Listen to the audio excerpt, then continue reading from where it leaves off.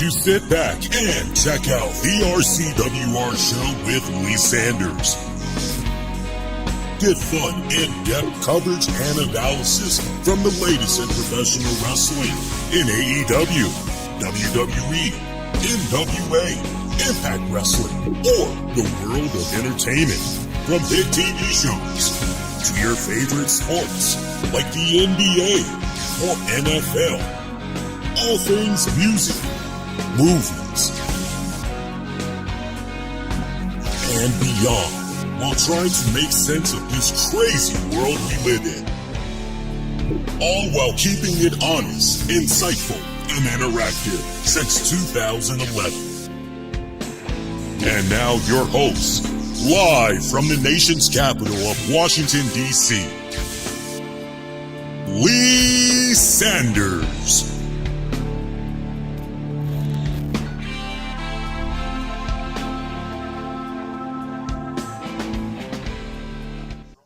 Hey, what is going on, kind people? Lee Sanders back with you guys for an all-new edition of the RCWR show for this Monday night of August 25th, 2025. Yeah, we coming on just a little tiny bit late. I tell you, I have really been feeling it the past several days. Let me tell you, I have just been a busy little bee.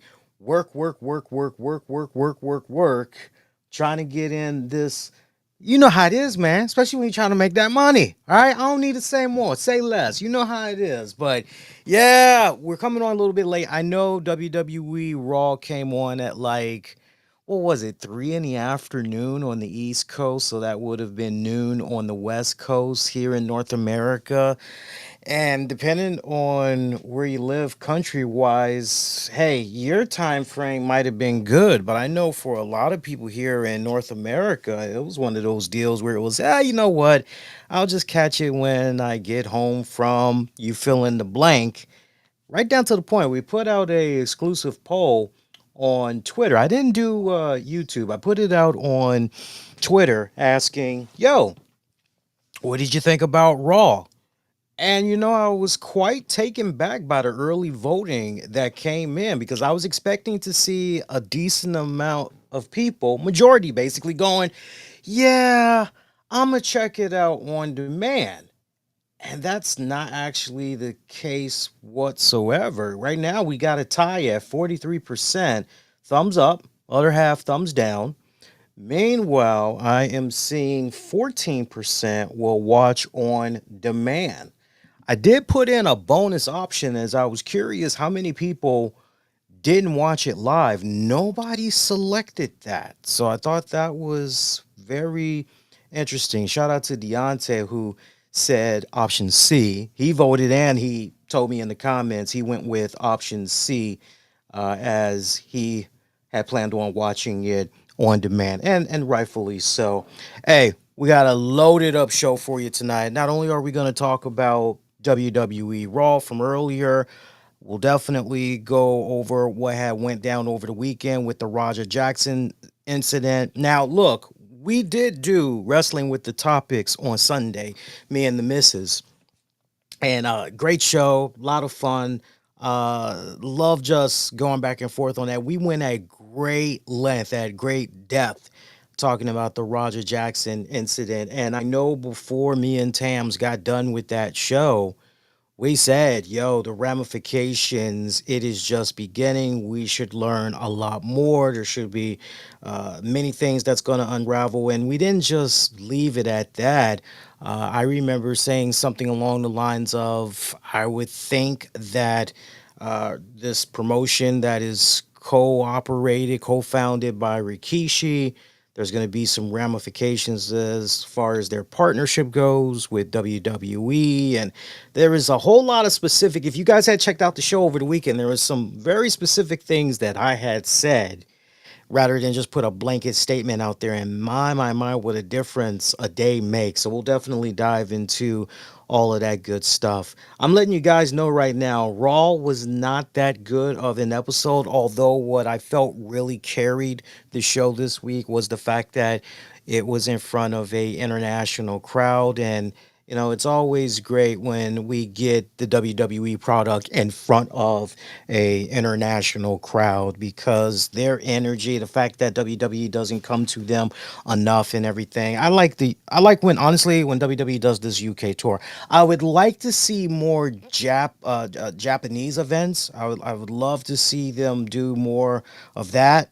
I know I said that wrong. Just stay with me, work with me. It is a little late at night at the time that we're doing this and everything, but yes, as far as the Far East goes, I would love to see them hit up Tokyo, Japan, and all of that. There'd be some great. Look, if we can entertain doing a Saudi Arabia and letting it be a case where Saudi Arabia gets their own WrestleMania, if we can entertain that idea, then hey, baby, let's take WrestleMania international.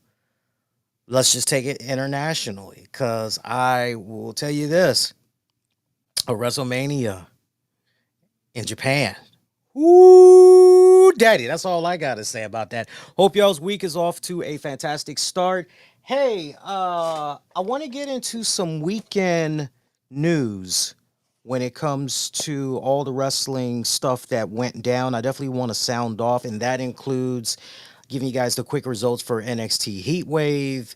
I did sit down and watch AEW Forbidden Door. I actually watched it earlier today. I would say I watched about 80% of the show.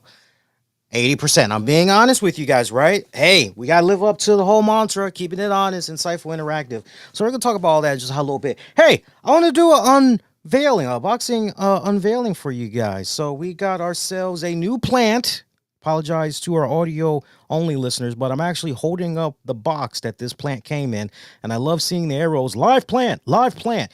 Yeah, but the odds that this plant is going to be like who really is going to follow the arrows and all of that. I gotta admit, right down to the point, when I came to the door for my mailman earlier today, I saw him on my Ring doorbell, and I got a notification on the phone. I said, "Hey, hang tight, I'm coming." He's like, "Oh, okay, cool." I had to sign some certified mail, and nothing major, nothing bad, but just something I was anticipating. Had to sign off for it. And I saw how he had this. This was not standing like this. This was laid down. So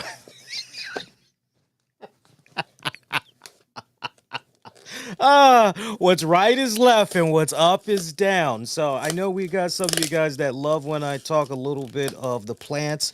I've seen you guys when it comes to some of the photos and videos I've been sharing. A lot of you guys are quietly like, oh, that's a nice plant collection. So wanted to show you guys what this is all about. Following up from Sunday's Wrestling with the Topics, which if you haven't checked out the video cast, the audio cast is available wherever you get your podcasts now, so just search for it. I did set up Tam's air humidifier, so she is now rocking and rolling. Right before she left work earlier today, so I was out running errands and everything. She goes, "Hey, won't you do me a solid? Won't you push the air purifier there and see how it runs?" I said, "Okay, sure." I was like, and then we'll compare notes later and all that. But I also had got her this plant. This is the second plant that I got for her. If you guys are keeping tabs, I wanted to get her a snake plant, and that's exactly what I got here. It's in a 4-inch pot. And so far, the presentation looks pretty good. I just took out a piece of plastic, but look how they did that there. That looks pretty good so far. And let's see what we got. Boy, it is really. Oh shit! This thing is really in here. I'm not gonna lie to you guys. I don't even know how the hell. This is ingenious how he did this. So apparently, this is taped to the other end of the box. Okay, so he made sure that this thing was not going to move around at all. Now I would think that the way I got to take this out is by messing with the brown paper that I just did. Okay, so that's good. And then let's just do this little bit of access here. Access. I win either way. All right, so we got that. All right, guys. So here we go. And I want to pull up the name of this plant in case you guys might be a little interested in checking this out. This is in a 4-inch pot. And it looks very pretty so far. I got to say, I want to try to get it out of this plastic if I can. But okay, I didn't think I was going to be able to get it out the plastic, but I can get it out of here. And I think I have the perfect place where this can go, honestly. So besides this, I've been building my Magic of the Gathering decks. Notice I said decks, that's plural. And I got some more Magic cards that had came in the mail. So I'm pretty stoked for that. I decided I wanted to do something I never was able to do the first rodeo that I was playing Magic, and that was build a all black deck. I mean, a black deck that will just truly kick ass. And I think I finally managed to pull that off. I have a vampire deck that I've been working on. So I got some really cool cards in the mail that came right along with this plant. I'm talking as long as I am because I just wanted to get all of this stuff out. Oh man, and it smells great. I don't need to worry about watering it, but if you're like me with your plants, especially when you get a new plant, you want to just do a moisture check, make sure that the soil is on point and everything, that it's not too dry, and it'll be fine for a couple of days as you try to make the plant adjust and everything. Here we go, guys, and let me pull this up. So this is a jade plant, a snake plant, but it's a jade star. Take a look at that bad boy. And for our audio listeners, you can tune in at the 11-minute, 59-second mark. So this is a snake plant, jade star, sansevieria. It's an indoor plant. Comes in a 4-inch pot, and it just looks really, really good. I'm liking that. Look at that, nice and pretty. Look at that. Let me come more this way. There you go. Now you guys can really see it. Look at that. Isn't that pretty? It's pretty badass. So it's going to be chilling in the man cave along with the other plants. The soil feels pretty damn good, I gotta say. Still feels damp.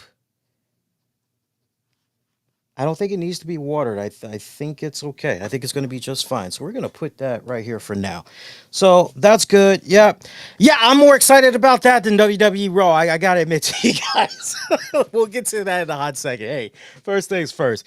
Let's talk about this weekend's events that came about wrestling wise, right? Don't worry. We're going to talk more about the Raja Jackson stuff later on. I promise you guys. Let's talk about some of the stuff, though, that went down over the weekend. We had NXT Heat Wave, which I did not watch. I will be completely honest with you guys. I totally forgot that NXT had an event. Totally forgot that they had an event. So they had that over the weekend out there in Massachusetts. Quick results from that event. Lola Vice defeated Jada Parker and Kalani Jordan in a triple threat match to determine the number one contender for the NXT Women's Championship. I'm okay with Lola Vice. I know a while back I had a couple of you all ask me straight up, Lee, what do you think about Lola Vice? What is it about Lola Vice that is making WWE essentially kind of hold back? Because she should have been an NXT Women's Champion by now. That was the sentiment that a few of you had about Lola Vice, and you didn't get any pushback from me. I said, no, you are absolutely right. I'm right there with you. It kind of feels as though Lola has taken a back seat to many others. That includes Stephanie Vicaire, that includes Julia, that definitely includes JC Jane. Yeah, I mean, the list just goes on and on and on and on and on. So hopefully, with Lola Vice now being the number one contender, even if she doesn't win the championship whenever she clashes with JC Jane, hopefully we are seeing the beginning of a long-term program that will eventually culminate in Lola Vice becoming the NXT Women's Champion. Do I think she's ready? Yes, hands down. I definitely think she's been ready. quite honestly. I think it was just more about really establishing her and everything. But man, with the current crop of phenomenal and talented women that you have down there at NXT right now, those guys can go in so many other directions, especially when it's a case where somebody's got a really hot, steady hand. Like you want to ride that. You definitely want to ride that. Elsewhere, Dark State in a tag team match for the NXT tag team titles defeated Hank and Tank. Ash by Elegance. You heard me right. Ash by Elegance defeated JC Jane and Masha Slamovich in a triple threat match to become your new TNA Knockouts champion. So the woman that was formerly known as Dana Brooke, she is now the TNA Knockouts champion. Curious what you all think about that move, especially if you've been checking out the TNA product for an extended time. You for or you against? Do you feel that they should have gone in a different direction or what? Very curious. Sound off on that one. Me, I'm a little bit indifferent right now. I mean, the stuff that I was seeing with her in the whole elegance stable and all that, man, it's okay. Nothing really earth shattering, nothing really woo. But yeah, I appreciate the fact that she's been busting her ass and she's been trying, but still just kind of feels the same to me. Just different name, different getup, but same individual, same presenter. That's just me. That's not me being a dick. I'm being totally honest. Look, it's not my cup of tea. And that's okay. That's okay. That's what makes us so beautiful in this damn world we're living in. Meanwhile, Blake Monroe defeated Jordan Grace. Elsewhere, Ethan Page and Chelsea Green teamed up in a mixed tag team match to pick up the win on Tavon Heights and Tyra May Steele. And in the main event match, Obafemi retained the NXT Championship against Javon Evans. Quick results there from NXT's Heat Wave. Will I go back at some point this week and watch NXT Heat Wave? Yes, for sure. I have no problem going back and watching Heat Wave. So I just need the free time to be able to sit down and actually do it. Now, look, I watched 80%, as I mentioned a few minutes ago, of AEW's Forbidden Door event. Good God Almighty. I said this, I want to say, if not last week, definitely 2 weeks ago. But man, oh man, AEW, they've really just been quietly, and I really got to commend the hell out of these guys. They really have been busting their asses these past several months. And if you want to give an award to most improved promotion, I could make to you a very strong argument that AEW should be at the top of that list. No, I'm not getting a paycheck from AEW. I'm not getting any type of residuals. I'm not going to be invited to no media scrum and all that.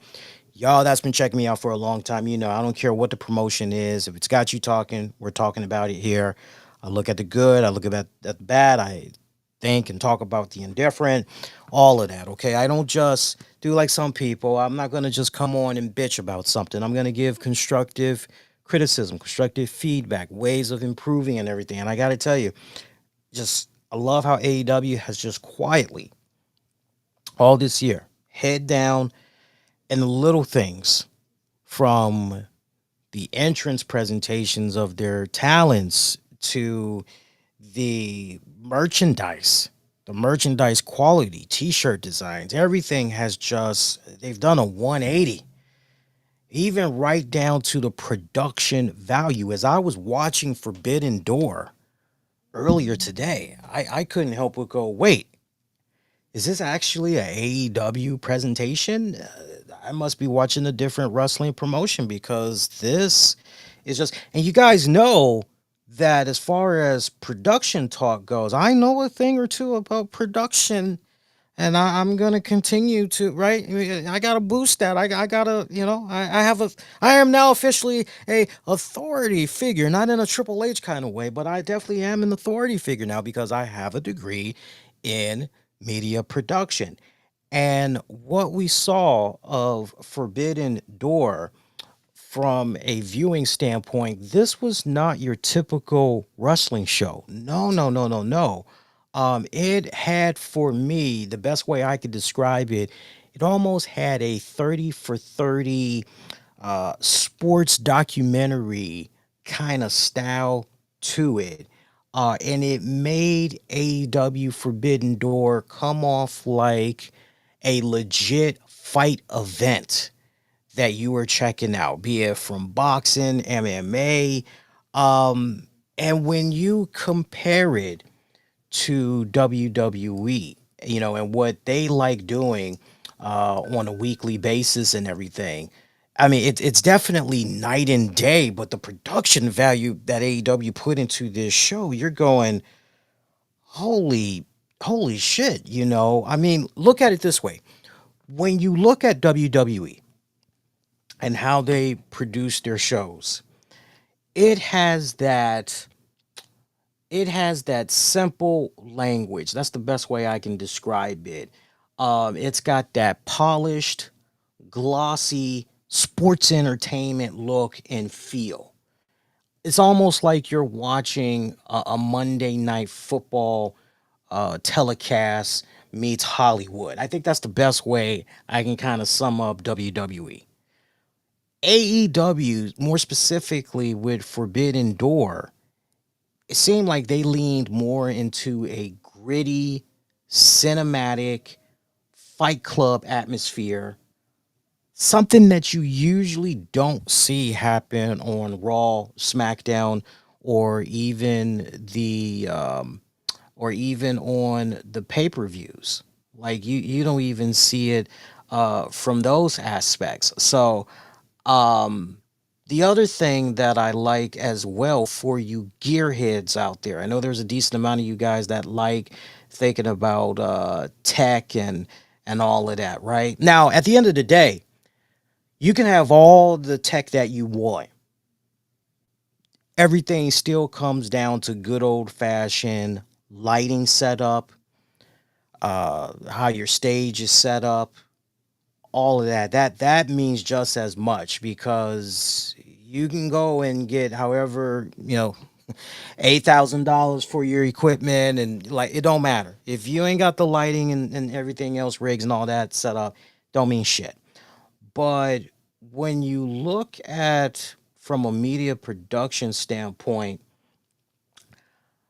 I like this direction with AEW because WWE, they always go for the high gloss and the spectacle, and AEW use the same caliber broadcast cameras that you would typically see at NBA games, but their directors told a different story. And again, it goes back to, more grid. And I could really go very technical on you guys as far as the equipment that I suspect AEW had used for Forbidden Door, but I don't want to lose a lot of you guys, right? But man, because I'm sitting down and I'm looking at this and I'm going, what are they doing here? What is WWE? What specifically is AEW doing here for their Forbidden Door?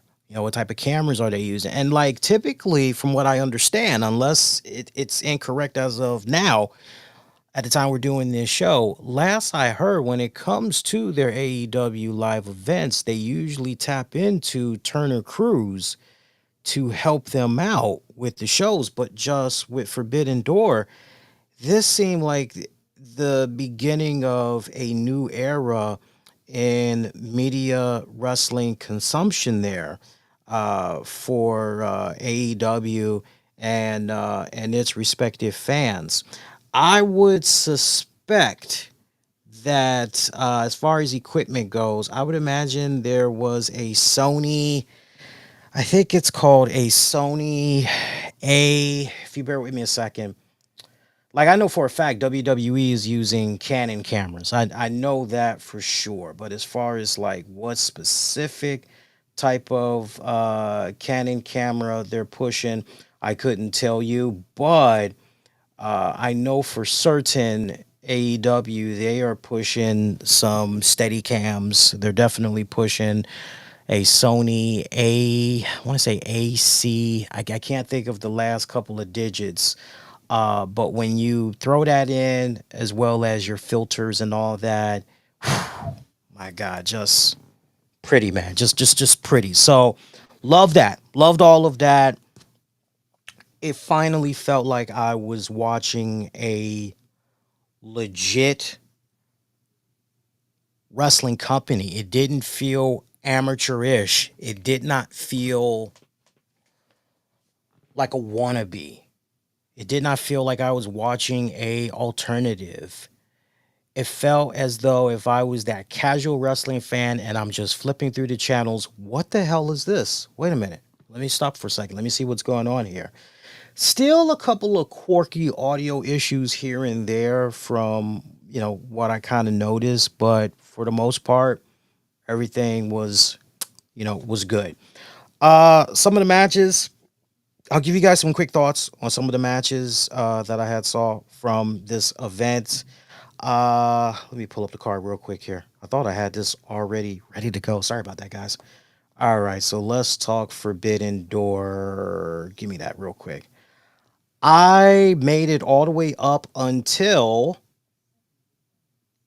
right at the beginning of Timeless Tony Storm taking on Athena. I had to clock out right there. I tried, but this was long. This was a long event. It was 4 hours 34 minutes, and just imagine trying to watch that early in the afternoon. Actually, I got the head start. I would say right at about 11 in the morning, and then I had to pause, run a couple of errands, come back, watch a little more, then pause again, go back, do a couple more errands, come back, take care of my girls, right?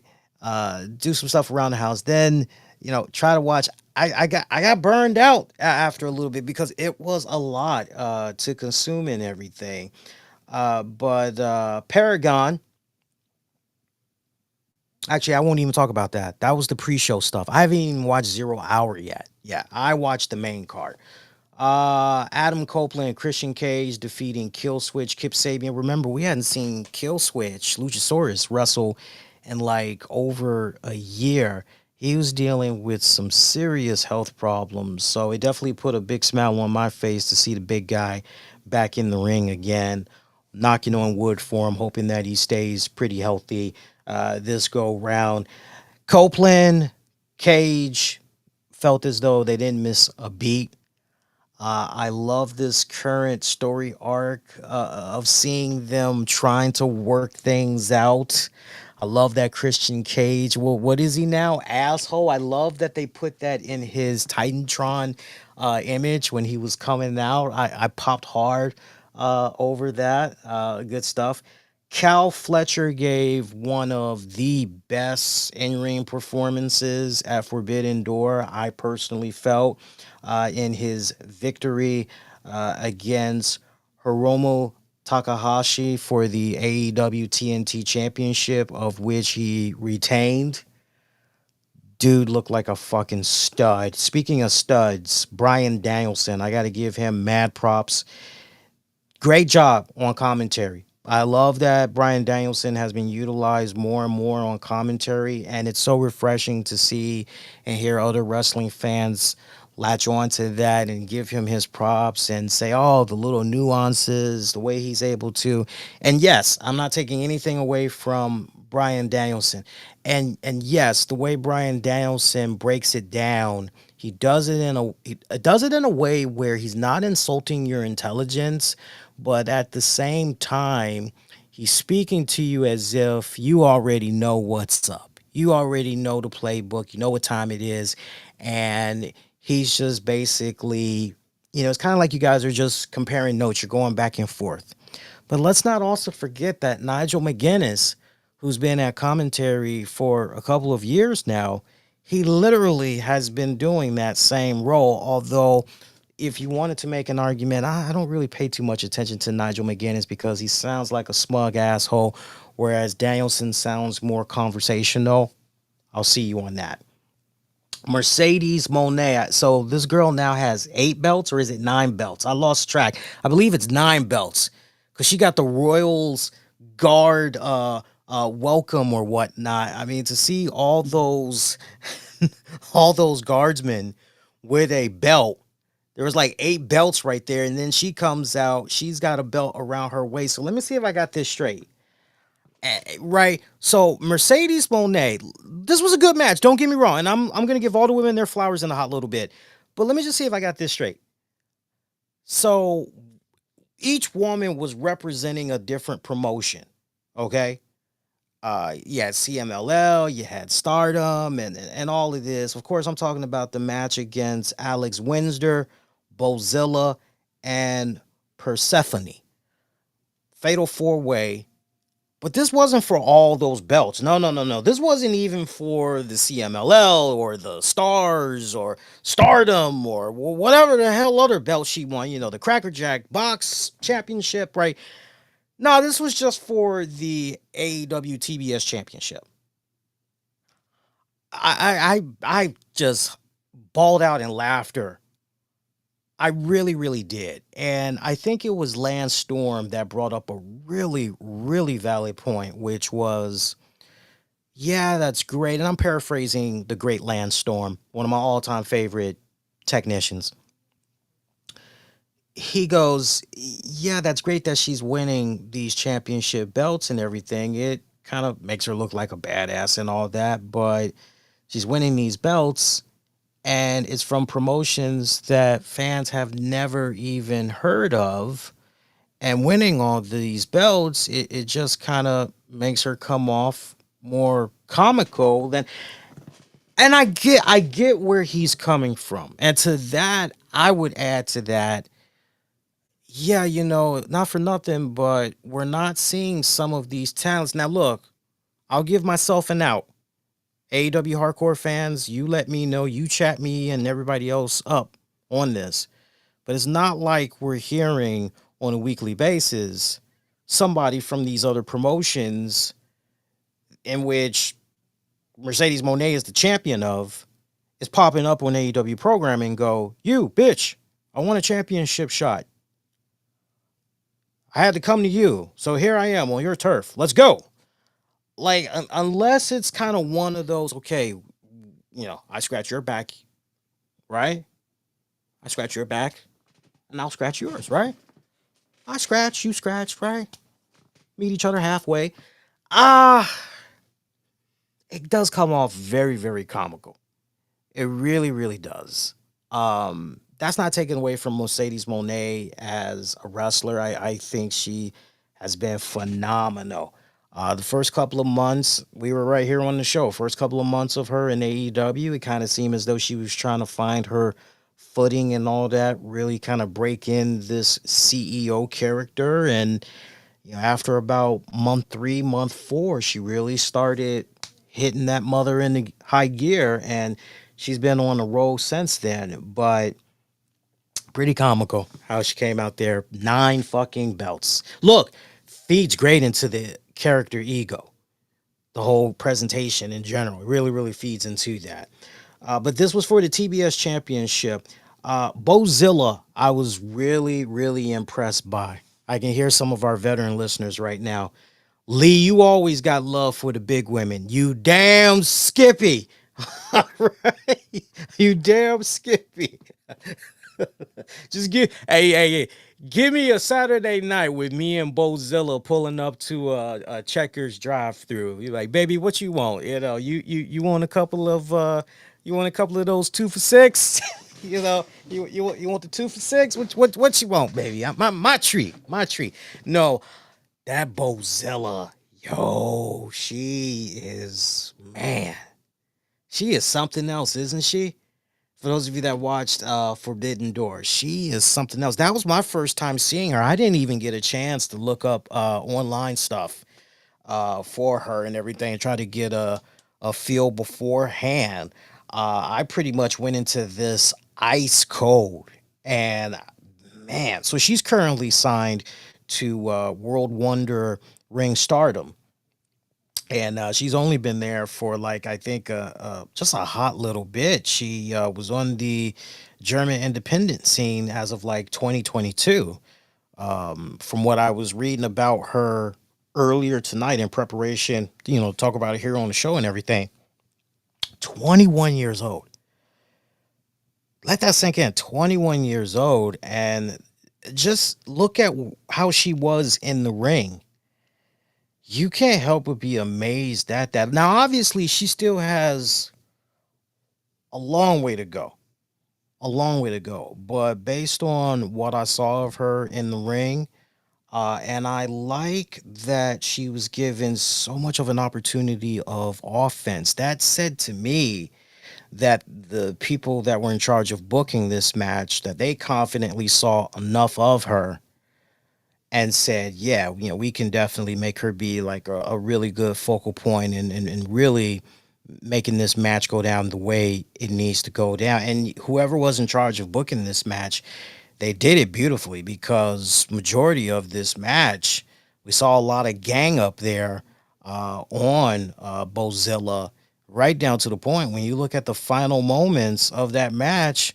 Think about it. Who did Mercedes Monet beat to retain her TBS championship? I mean, that really tells you all you need to know. And of course, if you know your wrestling like that, then you know Bozilla's father, Ulf Herman, legendary wrestler, best known for his time in Extreme Championship Wrestling, was part of the Full Blooded Italians and all that. Yeah, yeah, that mother lover, he's the one that's had a really big hand in training her and all of that. Very, very bright career ahead of this woman, for sure. She's done a lot of wrestling on the independents overseas. That also includes wrestling on the Japanese independent circuit as well. So I saw quite a decent amount. I'm curious if WWE at some point has even had this woman come under their radar.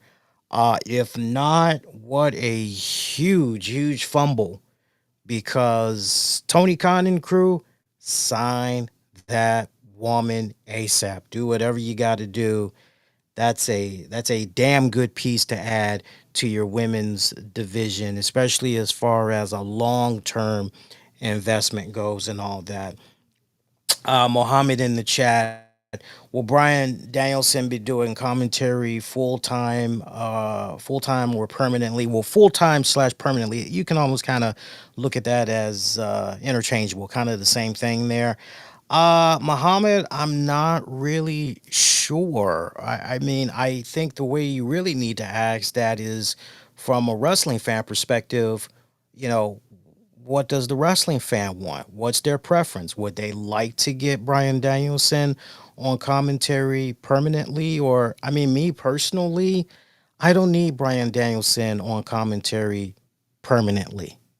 I don't need that. That for me is not the best proper utilization of Brian Danielson. The best and proper utilization of Brian Danielson would be to have him in a backstage coaching, producing, booking role. Basically, what he's been doing these past couple of years, working side by side with Tony Khan, that's what he needs to continue to do. AEW has a phenomenal, phenomenal roster of commentators. I mean, come on, man. Ian Riccaboni, we've got Excalibur, we have Taz, and if anything, we need to make sure we're utilizing Taz even more. We have Nigel McGuinness. I didn't catch the name of the gentleman that had came out for a couple of New Japan matches. I know during the I know during the Hiromu Takahashi Cal Fletcher match, he was on commentary for that one. It's an American guy. Uh, Really, really loved what I was hearing from him. If Tony Khan maybe wanted to see if, maybe sometimes he could get access to him. I mean, he'd be a nice little addition from time to time, calling certain New Japan AEW crossover matches, because we have seen our fair share of them play out on Collision and Dynamite. So if you maybe wanted to have him come in, not really going to put him that much of a bad spot travel itinerary wise, and he can pull it off. He's good. I mean, of course, you got Jim Ross. Now, I lost track of what's happening with Jim Ross and his contractual status with AEW. I know he did say publicly that he is working with Tony Khan in AEW. He really doesn't want to go anywhere else. He's hoping that they can iron out a new deal. He's hopeful that a new deal will be ironed out. But if they are able to iron something out, Jim Ross is definitely somebody you can tap into as well. So as far as Brian Danielson on commentary on a full time or on a semi, like, I don't think it's needed. I really, really don't think it's needed. If anything, I would say it needs to be done in a way where it makes all the sense in the world for Brian Danielson to be on commentary. Whether it's a case where, I don't know, maybe John Moxley comes up to him and says, "Won't you be on commentary for my match against, and I'll show you how it's done. I'll show you what I mean by vehicular manslaughter, whatever the hell, like whoever Moxley is going to murder for that respected week, right?" But yeah, so hopefully that answers your question. Uh, See who else? Alex Windsor. That's somebody that I've been checking out off and on for the past couple of years. I know she did a little bit of stuff there for the NWA promotion, but she's done some stuff for Rev Pro, for Eve. She was at one time the undisputed British women's champion as well.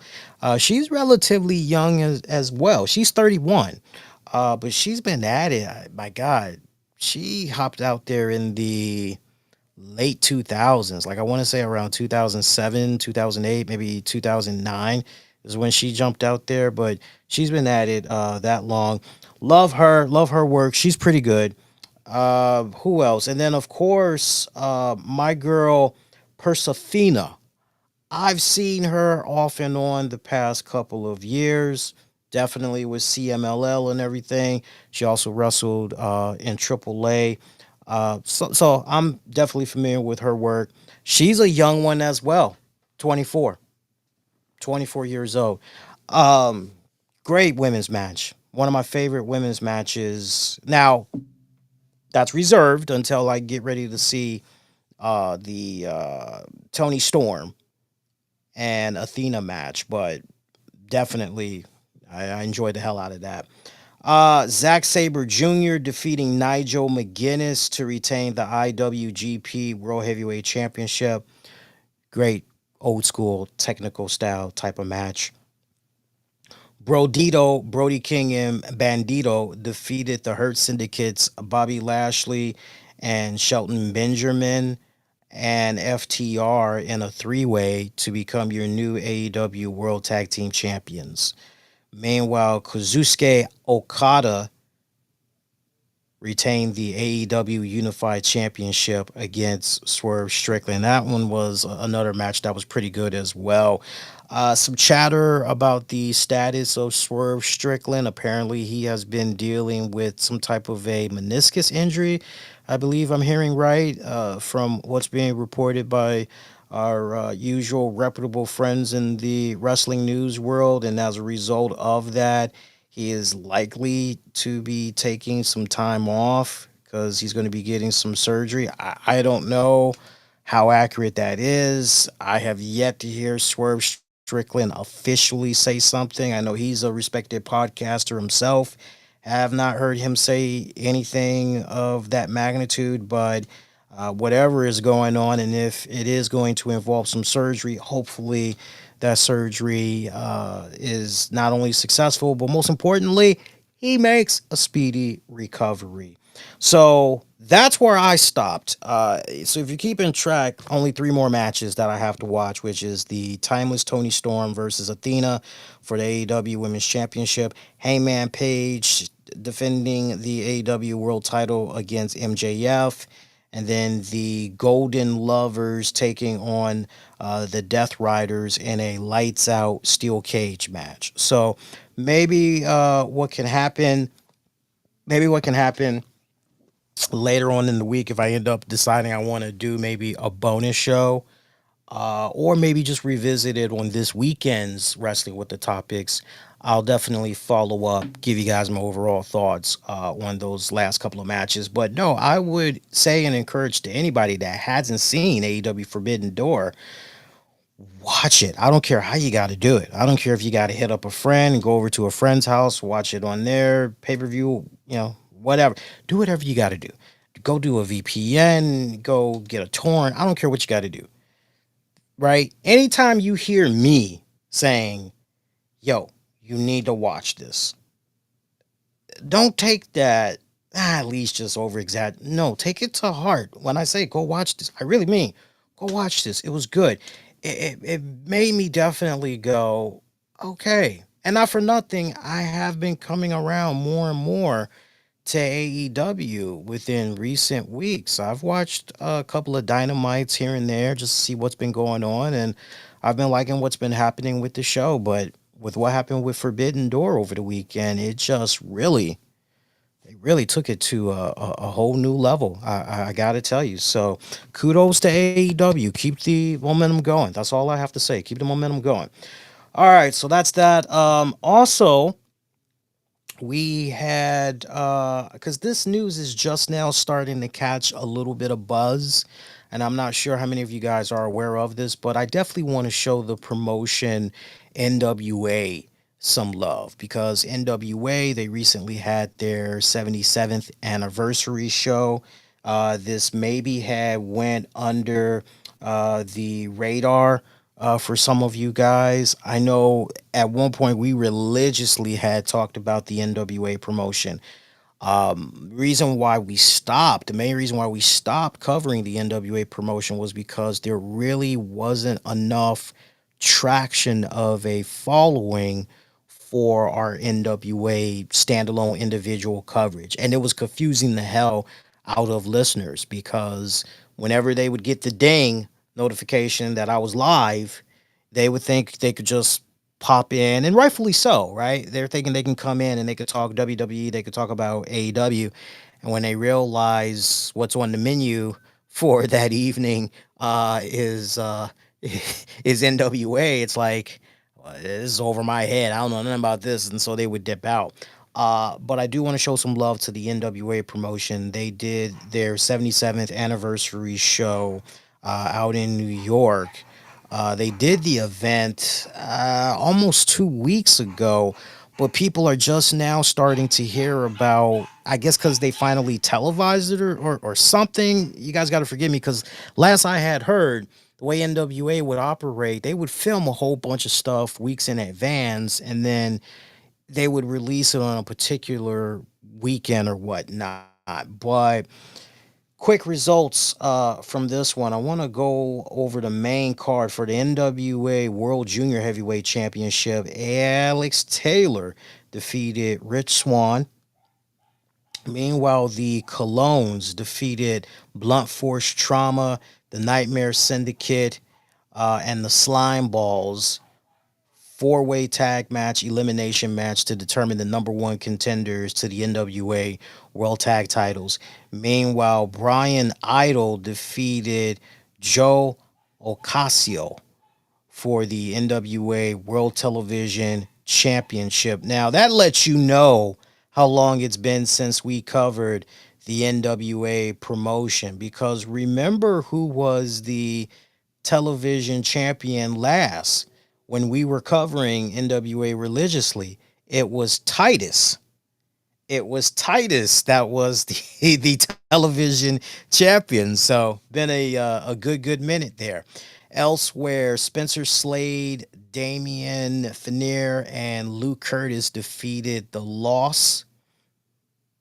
And Father James Mitchell, 6-man tag match. There's no way Father James Mitchell was wrestling, but it looks like Spencer Slade, Damian Fenner, and Luke Curtis defeated The Loss. That's the name of the stable. That stable consists of Alex Misery, Crazy Steve, and Lev. Elsewhere, Damian Fenner defeated Luke Curtis and Spencer Slade in a three-way match to determine the number one contender for the NWA Junior World Heavyweight Championship. Elsewhere, my man Hammerstone, love me some Hammerstone, defeated Kerry Morton, singles match. Elsewhere, Aaron Stevens and Carson Drake. Carson Drake defeated the Holy Grail, that's EC3, and Pretty Boy Smooth tag match. Tiffany Nevins looks like she got a victory over Serena. I apologize. Serena, NWA World Women's Television Championship. Tyler Stevens won a Universal Heartthrob Invitational Gauntlet to determine the number one contender for the NWA National Heavyweight Championship.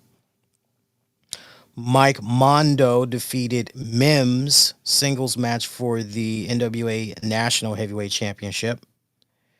Team NWA JCP and the Country Gentlemen defeated Team NWA Crossfire, 8-person tag match. Baron Von Storm defeated Daisy Kill. Now, here's where it counts the most. We got a new NWA World's Women's Champion. Natalia Markova defeated Kenzie Paige. Talk about a upset there. You know, when I was watching NWA for that long stretch there, I saw when Natalia Markova, when she first came in, very promising, easy on the eyes. I know some people, they don't really care for the level of what they feel is excessive cosmetics, because you know, when you look at her, and you can definitely look at her lips, and she's definitely done something to her chest, and some would speculate she's done something to her hips, maybe her butt. Look, I don't know, you know, I think she's attractive though. I think she's cute, but then there's no buts. I didn't mean to put a conjunction in there. No, when I saw her first come in, you know, I thought she was pretty solid as a wrestler, and it seems that the feedback for her being the new NWA World's Women's Champion, it's been universally praised. It's been universally praised. A lot of people feel that she's come a long way. She's improved tremendously as an in-ring talent and everything. And you guys are already familiar with Kenzie Paige. I mean, she's pretty much hit up all the promotions and everything. I love me some Kenzie Paige. She's awesome. She held down that NWA Women's Championship for a good minute there. Meanwhile, Max the Impaler lost to Niha in a street fight. The Immortals, Kratos and Odison, one of my all-time favorite underrated gems of a tag team. They defeated Knox and Murdoch tag match for the NWA World Tag Titles. And in the main event match, and this was right at about the time when I'm trying to think. No, he was not. He was not the NWA World Champion when we were last covering NWA regularly. But Tom Latimer, the way he was being positioned, it seemed as though he was definitely going to be next in line. Tom Latimer, for a long, long stretch there, was the NWA World Heavyweight Championship. He lost that title at NWA's 77th anniversary show to Thrillbilly Silas Mason. Silas Mason is your new NWA World Heavyweight Championship, and he's been the Silas Mason guy. I don't know that much about him, so I really got to poke my head in NWA and see what all's going on. But it seems that he's universally been praised as well. So sounds like overall, from just some of the chatter, not only that I've seen online, but I actually know a couple of people that regularly attend these NWA shows. I did a little bit of asking around, and it's like, give me the real scoop. What's the 411 here? And no, definitely very good. So nice to hear that Billy Corgan and crew, they did good. By the way, I cannot wait for the Smashing Pumpkins Machina and Friends box set to be released. I think it's either getting ready to drop this week or it's getting ready to drop next week, but they're re-releasing it. And then for you guys that remember back in the day, there was a follow-up album to that never did get a official proper release. And what Billy Corgan decided to do, he would upload the sequel to torrents and online. And I remember for a brief time it was even available directly on their website, and you were able to download that album, Machina 2.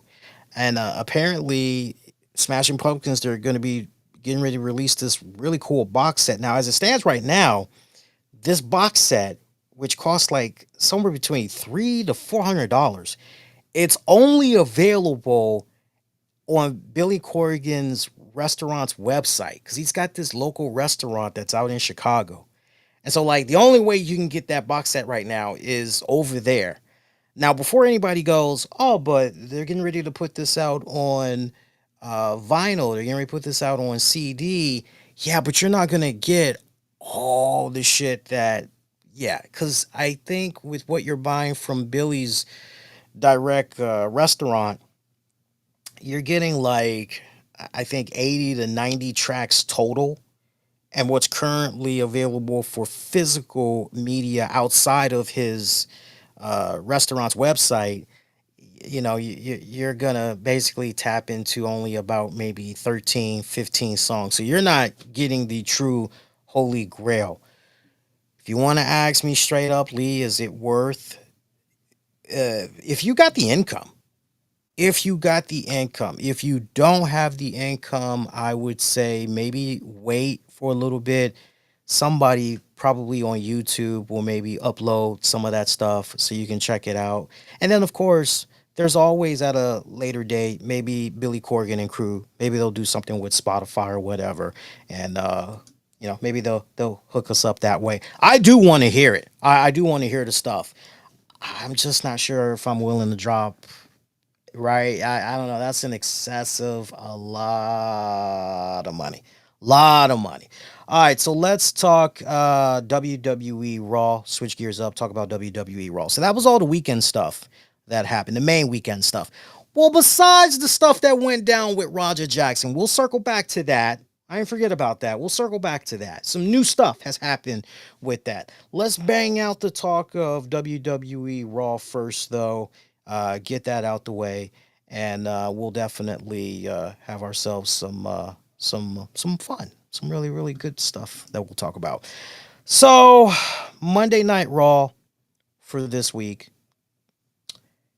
came to us, good old UK, as WWE continues to be on their UK tour.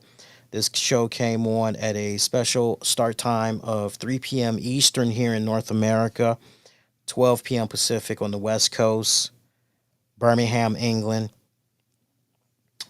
Great crowd. Great freaking crowd, man. And remember, this was the go home show for this weekend's Clash in Paris. And Clash in Paris is going to be going down Sunday, if I'm not mistaken. I'll actually poke my head later on, give you guys the full card rundown, how that's looking and everything. An uneventful episode, but what really carried me for this whole show was that England crowd. Infectious energy all throughout the show. And, that's the thing. Whenever there has been a mediocre WWE show between Raw, SmackDown, you can always depend on that UK crowd to carry the fuck out of it. And that's exactly what was the case here for this episode. I love that after weeks upon weeks, we finally had Roman Reigns come out and speak. I mean, this was really him speaking for the very first time since being punked out by Bronson Reed a couple of times there. And the timing of this couldn't have been better because there's only but so many times you can get punked out, bitched out before your man card is in check. It's questionable. So it was nice that we had Roman Reigns come out there and pretty much acknowledge that. And I'm sure that the promo that Roman Reigns maybe had in mind initially, he had to just adjust on the fly and go with the flow because this England crowd was really letting Roman hear it as far as their affection, their respect, their love for the man and everything. And Roman talked about how he has big plans for the rest of this year and next, and that he is trying to be realistic with himself at the same time, which is maybe he's just not the same anymore, to which the England crowd says back to him, no, you still are. And he tried to get into the whole scenario of Cody Rhodes predicted a year ago that all of this was going to happen, that I wasn't going to have a wise man, that I wasn't going to have the bloodlines, which the crowd actually booed Cody Rhodes. Roman then tried to switch gears, talk about, and credit to Roman Reigns, because I say this time and time again, which is you want to learn how to cut a really good promo. You want to learn how to really feed into the crowd, use it to your advantage, play off of the crowd. You can't teach it. You just gotta be able, in time, you gotta be able to just learn how to adapt. And when you're constantly in front of a live crowd and you're constantly being tested, you're always, now there's no such thing as the perfect segment, the perfect promo, because there's always, okay, what could we have done for improvement? That is definitely one thing I learned in media production. Is like, even long after the live performance or the pre-recorded performance is over, you're always looking at, okay, what could have been done differently from a talent perspective? What could have been done differently from a technical perspective? All things lighting, stage, audio, like you name it. And so to see Roman Reigns in this position where, again, you just kind of feel like if this crowd wasn't, what was the original promo he was maybe going to try to lean into here? But for the crowd to react to him and constantly, you've seen this with your own eyes, wrestlers out there trying to get through their promo. Crowd is saying whatever. Wrestler does not acknowledge the crowd. They're just trying to power through their promo. Lyra Valkyria is a prime example of that. Roman, on the other hand, when they started booing Cody, I mean, right on cue, the timing was perfect. He goes, oh, wasn't expecting that. Then he switches gears and he brings up Seth Rollins. And he's like, well, what's the name of this thing he's calling it now? The Vision? Yeah, I see it. Yeah, and crowds instantly booing right there. So that was a nice little rebound there by Roman. I don't know if that was unintentional or what, but I thought that was a nice rebound. But yeah, he talked about how he, is pretty much a one-man band now and everything, while also at the same time acknowledging the fact that Jey Uso has gone through so much, and look at where he is now and how he's extremely proud of him and everything. But that at the same time, his time, Roman Reigns' time, will come. He will be a world heavyweight champion again, to which Paul Heyman interrupted Heyman and Big Bronson Reed and everything. Heyman trying to give a little bit of tough love to Roman Reigns, but Roman wasn't having any of it. Instead, we got the real meat and potatoes of this segment where Roman and Bronson trading off words and everything here. Bronson saying to Roman Reigns, unlike you, Roman, you went and got all that ink done on your body. Me, I actually earned all of these tattoos. To which Roman goes, "Oh, so wait, so you trying to tell me we're actually in fact family? We're actually related? Well, if that's the case, won't you go on ahead, you know, do the rightful thing here, and won't you come on down here, return my shoes, go ahead, acknowledge me, apologize and all that. And we'll consider this all even. And yeah, Bronson Reed wasn't having any of that. Roman taking the fight right to the big guy. These guys brawling it out. Love this. This is how you have Roman Reigns. Not that there was ever an issue with Roman Reigns and his comeuppings, but if you really just take a step back, right, you really just think about this from an elementary school standpoint. Damn, son, your shoes got jacked twice. When you gonna pull up and take care of your business? It almost reminds me of the very first episode of Power Raising Canaan. Shout out if anybody. I love that series. I love the whole Power universe. But it reminds me of the very first episode of Raising Canaan. Remember what happened when Rock found out that Canaan got beat up at school? I think it was like after school he got beat up. I think his money got taken, or his lunch money, shoes, something got taken from him. But I remember he got beat up. And Jukebox, she kind of stood by, but she did try to break up the fight and check up on Kanan and was like, "Are you okay?" And he just went crying home. And when Rock found out, his mother, she's like, "Tell me what happened." And she basically said to him, "Okay, grab your shoes, grab your coat, come on, let's go." And he's like, "I don't like, yeah, we're gonna go, let's go." And so she pretty much told him, "Look, you're going to do whatever you need to do by any means necessary. And you're going to teach that boy and everybody else that's watching not to fuck with you. And if you don't take care of your business, you ain't coming home." And I think at that point, Kanan must have been like maybe 10 or 11 years old. And the way Kanan made his comeback, he never got fucked with again. Same rule, same principle applies here with Roman Reigns. Like, dude, we've seen you get bitched out a couple of times there. Your shoes just literally taken off your feet. Can I tell you guys something? It's funny. I have not thought about this story I'm getting ready to mention to you guys in years. But I remember when I was in junior high. So this was a long time ago. You see the gray in my beard now, right? I remember me and my friend Victor. I won't mention his last name, but I still remember his last name.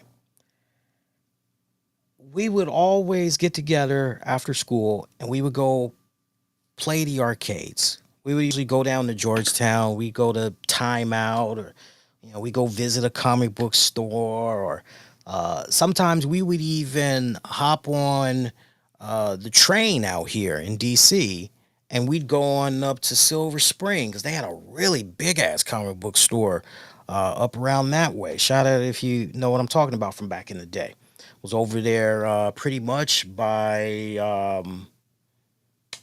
what was that, City Place? I think it was that was called back then. And back then they had a Long John Silver.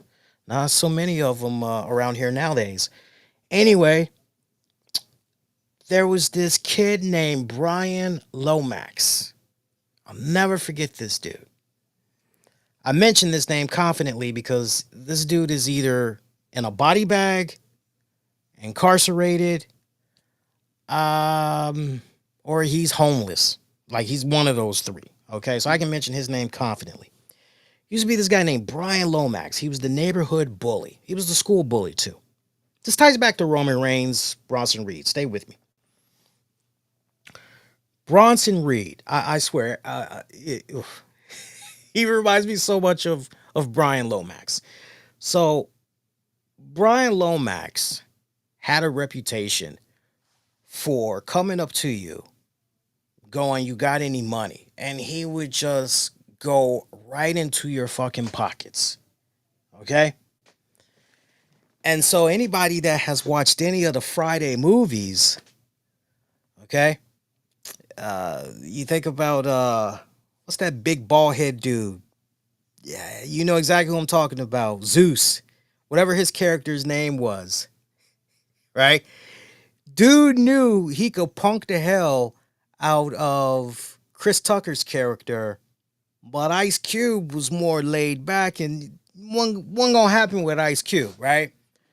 So whenever Brian Lomax would see me, he'd go, "Hey Lee, you got any money?" I'd be like, "Nah, man, I'm broke as fuck, man. Mom's food stamps already gone. Man, I'm like you. I'm hungry, man. Nigga trying to eat." And Brian be like, "Yeah, I hear you, I hear you." Then he look at my friend Victor. "What about you, Victor? You got some money?" And Victor, Hispanic, Hispanic kid, and he's like, "No, I don't have any money." And he spoke very fluent English, but he just sounded like you know, he sounded like you could fuck him up easily, right? And I'll never forget this one time we were kicking back in front of our favorite corner store, drinking our little soda pops, nibbling on our chips and all that. In my case, I was nibbling on $1.50 used to get you this big ass basket of cheese fries at this corner store that was down in Mount Pleasant. It was right next to a laundromat. Longest time there was a laundromat. I don't know what the hell is there now. Anyway, so Brian Lomax, yeah, them fries, that soda, that shit look good. I wish I could have some of that too. And I remember I said, well, here, Brian, you have the rest of my soda. It's like, you can have some of my fries. I was just nice that way. The way I was raised, it was like, kill a motherfucker with kindness. If you kill them with kindness, they won't really know how to respond to you. So they'll either rise to the occasion and match that energy, or they'll just leave you alone. And whenever I would come at Brian like that, Brian would just, "No, I'm good. Yeah, what about you, Victor? You got some money?" Like, "No, I don't have any money. I spent my last little bit." And I'll never forget, Brian Lomax pushed Victor on his ass, and he was like, "Give me some money." Victor looks at me, he goes, "Aren't you gonna help me?" I said, "Yo, you gotta learn how to fight your own battles." He's like, "I'm always fighting your battles." It's like, this goes against, and his mom even told me. His mom was like, "Watch my son, protect my son, make sure no harm comes to him, but he needs to learn how to defend himself." The guy was taking martial arts classes. The guy had a fucking brown belt in Taekwondo. So I'm ready for this dude to break out the Mortal Kombat Power Ranger moves. Like, I'm ready for him to go there. Like, he doesn't even do it.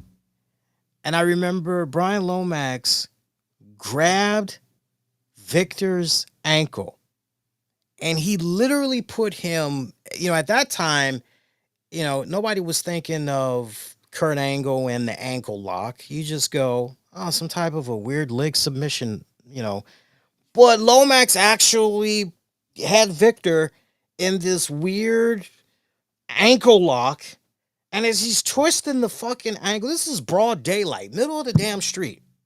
And as he's twisting onto the ankle, he's torquing it, and Victor is literally screaming and all of that. And there's like crowds of people that's gathering, they're laughing and all that shit. Lomax goes, what's this?" And he feels this bulge that's around Victor's sock. Pulls out a big ass wad of cash.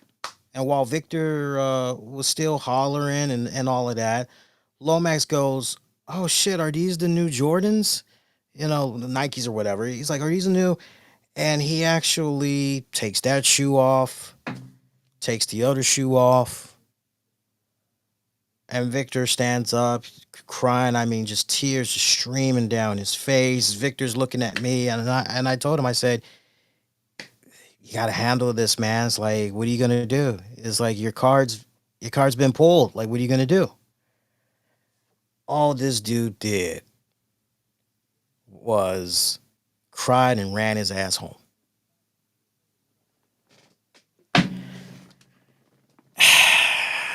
Yeah, man, that's Bronson Reed. That's Bronson Reed. So you gotta know when to hold him, know when to fold him, know when to walk away, know when to run. You better know when to beat somebody's ass when they're standing right in front of you. Cause baby, when it's time to drop a nigga, you gotta get the deal done. Um, Honestly, why that didn't happen to me? Honestly, because I had the reputation. I didn't care who you were. I didn't care how tall you were. I didn't care how big you were. I would fight you. I was always getting in trouble at the principal's office. Like, seriously. It got to a point where it was like, damn, Lee's been suspended again, so like, and I guess it wasn't so much a fear thing when it came to me. I think it was more like, no, this dude will actually stand his ground, so don't. But like, what was I supposed to do? Some of you guys may be like, Lee, you were a really bad friend. But if the freaking moms is telling me, do not interfere in his fights, and to prove my point, to my credit, I said to Lomax, I said, dude, I said, I can understand it if you need the money. It's like, we all hurting out here. Like, I get it. I was like, but dude, I'm like, come on. His shoes? Like, really? Like, did you really have to do that with his shoes? And he was like, so what do you want me to do? I said, look, keep the money. Get a man back his shoes. It's like you've already embarrassed him in his neighborhood nonetheless. He's probably going to be a laughing stock. People are probably going to remember him and then try to see what they could do with him, just as you did the next time they see him. It's like he's probably going to be so embarrassed that he's not going to ever buy anything in this neighborhood again. Get a man back his shoes. You want to keep the money? Fine. Keep the money, but you'd be doing me a personal favor. And, Lomax was like, yeah, I'll give you the shoes, but, nah, I'm going to keep the money for sure. I'm going to keep the money. I said, well, you go ahead and keep the money. I was like, but the man, give him back his shoes. And I told him, I said, you're done after this. He's like, what do you mean we're done after this? I said, no.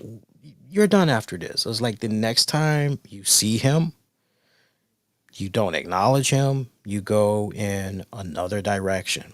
Because I promise you, now that you've embarrassed him, he will do any and everything, even if it means he's got to hit up his cousins who are 2 times older than you. If it means that he needs to holler at them so they can make an example out of you, they will do that. It's like, man, I'm not scared. And I told him flat out, I said, listen here. I said, Victor may not be in a gang, but some of his family members are. And if he really wanted to, your ass would be dead before supper time today. So do me a solid. Keep the money. I get the shoes, but you're done after this. Because next time, you ain't going to be lucky. It's like, all right, whatever. And sure enough, Lomax, I never did tell Victor that, but I did tell his moms about the conversation that I had with Lomax, and and she appreciated that. But yeah, that Lomax, that's Bronson Reed. Tell me I'm lying. Tell me that's not big Bronson Reed. So Roman needs to get them comeuppance, man. Seriously. Hope you appreciated that little bit, because the rest of Raw sucked. No, I'm kidding. I'm really not kidding. The rest of Raw was just pretty much after that. Right down to the point. Let's talk about some of these other matches. that happened on the card for tonight before we dive into some more wrestling headlines. By the way, if you guys been enjoying yourself so far, if you have not done so already, make sure you heart, like, all that good jazz. Go blow up the YouTube channel. Make sure you hit the subscribe button on that bad boy and everything. Dragon Lee picking up a victory over JD McDonough. You know, the real story of this match, however, there was a scary ass spot that happened where Dragon Lee, it seemed like he was trying to go for some type of a pile driver. Actually, no, it seemed like he was trying to go for a power slam, but then like at the last split second, it turned into like some weird power slam pile driver, and JD McDonough head first, back of his head first. You're going, oh shit, not again. And shout out to referee Jessica Carr. She immediately went to check on him and everything, and he seemed like he was okay, and the match was able to continue shortly after that. That JD McDonough, that is one tough SOB. Seriously, that is the poster child for toughness. I gotta tell you. But that power bomb, definitely a scary, terrifying spot. Other than that, putting that to the side, interesting to see the Judgment Day shenanigans at ringside backfire, because I remember at one point Dominic Mysterio tried interfering there, trying to help out JD, but then AJ Styles came from out of nowhere, was taking the ass beating there to Dominic, pretty much chasing him out of the arena. Dragon Lee essentially able to mop things up from there. Set up a pretty good segment later on in the night where Dominic says to Adam Pearce, "Did you see what happened? Did you see how AJ interfered with my business once again? This has to stop. Tired of this guy. He has constantly been a thorn in my side for these past several weeks. This needs to end." To which Adam Pearce says, "Yeah, it's going to end next week.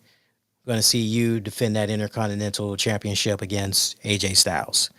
So, boom, there's your instant Acme feud there, pretty much. Good stuff. By the way, it's the little things that you may have missed.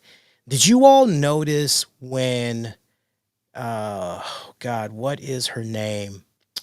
I'm trying to think of Jackie Redmond. Did you guys notice when Jackie Redmond was interviewing LA Knight way before she interviewed CM Punk? There was a big difference with her appearance.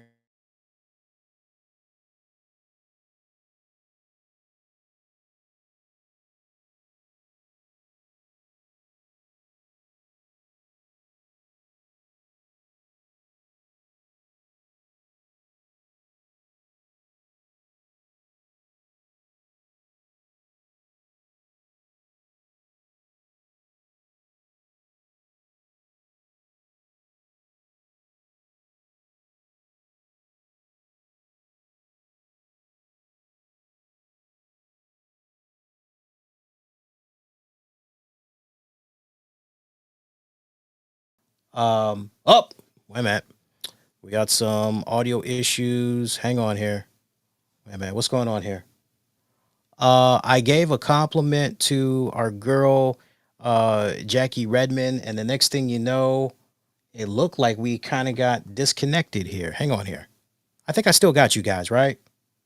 That's weird. For some weird reason, I just saw like a weird blank out screen. Anyway, no. So Jackie Redmond, she when she was interviewing LA Knight, she didn't have any mascara, no makeup on. And I was like, "Oh wow." It was a very cute natural beauty. And it made me go, "Why? All right. How you doing? What do we got here?"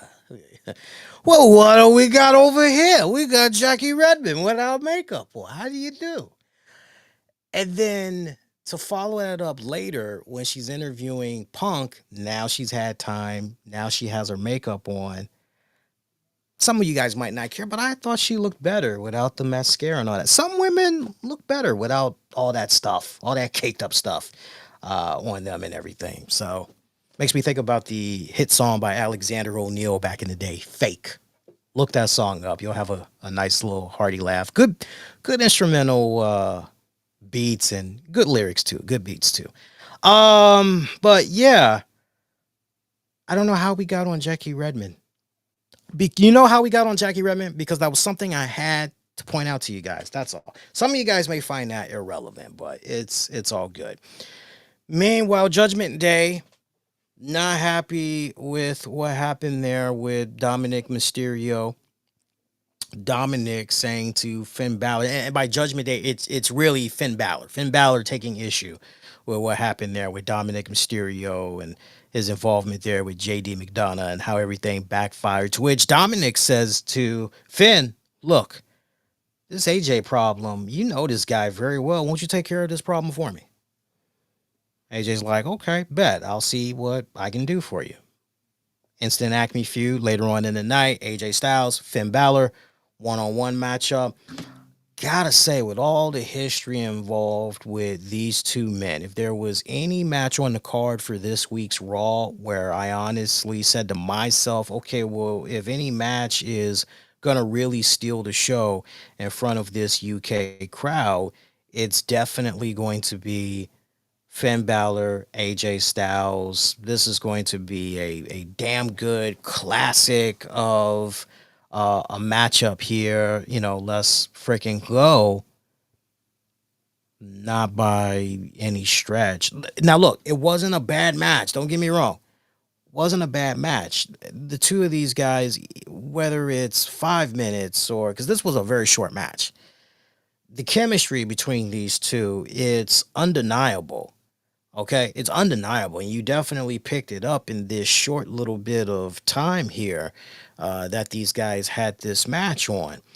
I'm just not sure if the way to go would have been to have AJ Styles get a clean victory over Finn Balor the way it had played out. I mean, he pretty much beat him with the Styles Clash. Now, if the narrative that you want to spin is no, this feeds into the overall narrative of what's been happening with the seeds planted in Judgment Day, week in and week out.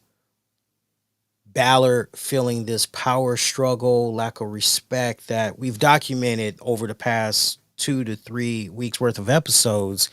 If this is a conduit, him losing to AJ the way that he did, if this is how you're essentially, especially if you have Finn Balor follow up, and I'm surprised they did not do this during the same broadcast. Maybe they can kind of redeem themselves and follow up next week. But it'd be interesting to have Finn Balor come up to Dominic and say, okay, so you can be out there for JD's match, but you asked me to do you a favor. I do you that damn favor by taking on your AJ Styles problem. And where are you for me? How does that work out exactly? What the hell, man? It's those little nuances that just pick at the back of my head and everything.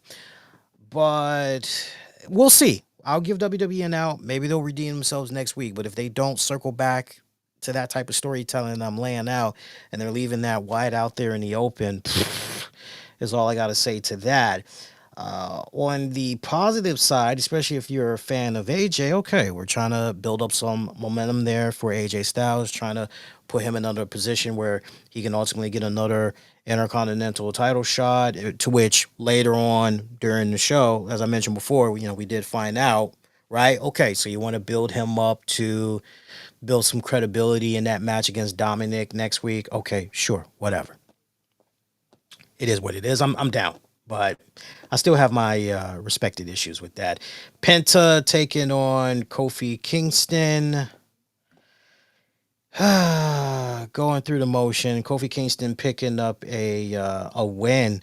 Rare defeat there for Penta on Monday Night Raw and everything. I still have no clue whatsoever what the direction is for New Day.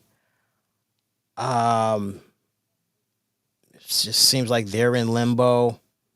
Almost feels the same way with Penta. I mean, Penta still got the crowd right there in the palm of his hands and everything, but it just kind of feels like Penta is almost kind of in that same type of deal there.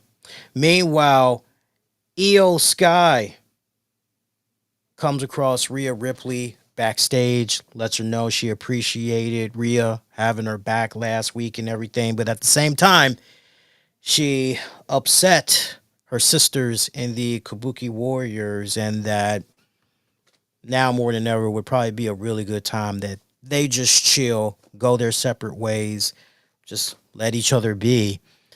Now, off in the cut, making a nice little cameo appearance was the Kabuki Warriors. They saw Io talking with Rhea. Rather than come up to both women and find out what all was going on, they just were looking and pointing and whispering. So, pretty sure they were thinking, the hell is she doing? Siding with the enemy.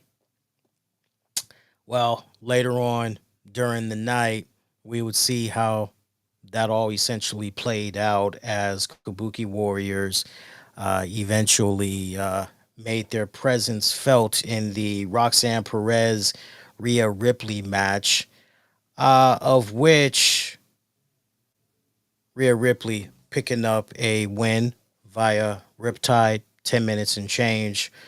Rhea really did not need this win. I personally felt she's definitely in a really weird place right now. Because on the one hand, she's definitely one of the biggest stars on the WWE roster. Make no mistake about it. But she's already been a women's champion a couple of times. So, having the belt go back to her, it just doesn't really seem like, feels more like, no, we should really be going in the direction of Roxanne Perez, really. Remember what I said about Io Sky and Kabuki Warriors. So post-match, Perez, Rodriguez, they go after Ripley. Io comes out there running for the save. Rhea appreciates the gesture. But wait a minute. Io, you just said we should go our separate ways. I mean, cue up the Phil Collins song, Separate Lives. I mean, what the hell?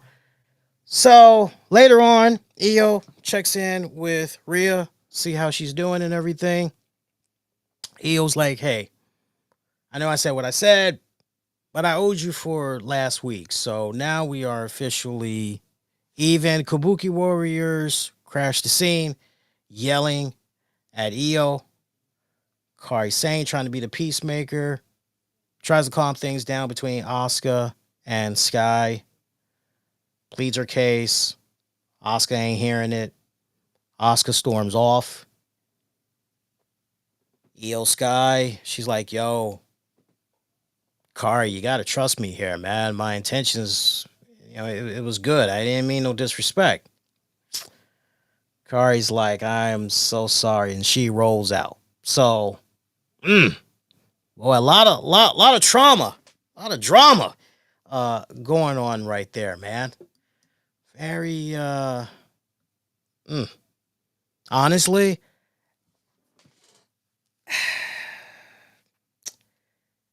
I don't like this angle. I really, really, really, really don't like this angle. I'm gonna say it again. Asuka's been back, and the way they just shoved her on out there, no video packages, no nothing. Really wasn't feeling that. How they just brought Asuka back.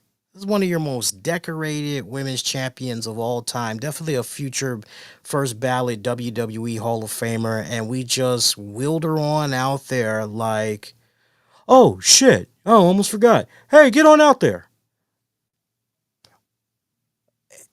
Was not feeling that. And then we literally did the same thing to Kairi Sane.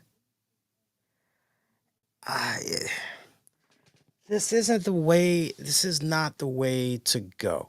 This just is not the way to go. Now, some of you may say, well, Lee, what is the way that things should be going? I'll tell you the way things should be going right now. We should be seeing the Kabuki Warriors, all three of them. We should be seeing them take no fucking prisoners. They should be running roughshod on the women's division. They should be going after every single woman on that roster that has a championship. I don't care if you're NXT. I don't care if you're Evolve. I don't care if you're the Raw, SmackDown Women's Champion. Tag, like, you a woman, you got a belt. Kabuki Warriors coming after that ass. And ultimately, it should be a situation where we see allies in the strangest places. So, for instance, we should ultimately maybe see Roxanne Perez, Raquel Rodriguez, and maybe, just maybe, a Rhea Ripley enters the mix. If you really want to plant some seeds there for a returning Liv Morgan, I can just imagine a Liv Morgan. What? Rhea Ripley? No. Hell to the nah, nah, nah, right? But if there was ever a time to really try to shake things up big time, and this is how you know that WWE isn't really taking the foresight right now to try to really think and plan ahead as far as, okay, so what do we do here? Obviously, losing Naomi, just everything that she could have done, and you were starting to see what she could have done as a character that's just, we're going to intertwine you with all of these other rivalries here, right? And she was starting to do that so masterfully, so beautifully. It sucks because that's a huge void that now needs to be filled. And you can tell right now, creatively, WWE is really, really struggling with that big time, right down to the point. While we're talking about women, Stephanie Vicaire, she is supposed to have this championship opportunity at Clash in Paris this weekend. Well, cue up the Gap bands, you dropped a bomb on me. We find out, per Adam Pearce, who's talking to her, that, yeah, she's owed a championship opportunity. She earned that right. But unfortunately, it's not going to happen at Clash in Paris. It'll happen at a later date because he needs to figure out who her opponent is going to be to fill that vacancy. But you had 7 days, 7 whole nights, without a word from you. Little Tony Braxton, don't pay me no mind. Well, like, no, what's going on here? You had a whole plus week to really iron this out and pretty much, we're going to do something really cool. We're going to do something really kick-ass. Clash in Paris, guaranteed. We're getting a new women's champion. That tells you all you need to know about creatively how WWE, I think, doing the excessive number of shows, but most importantly, the lack of attention to detail and execution of, okay, so what are we really doing here with these characters? Storyline wise, where are we really trying to build here? You can tell where the emphasis, as I've mentioned before over the past several weeks, you can tell where the attention is given and where there is a lack of. And there is a huge lack of with the Stephanie Vicaire situation, right? Because just look at that.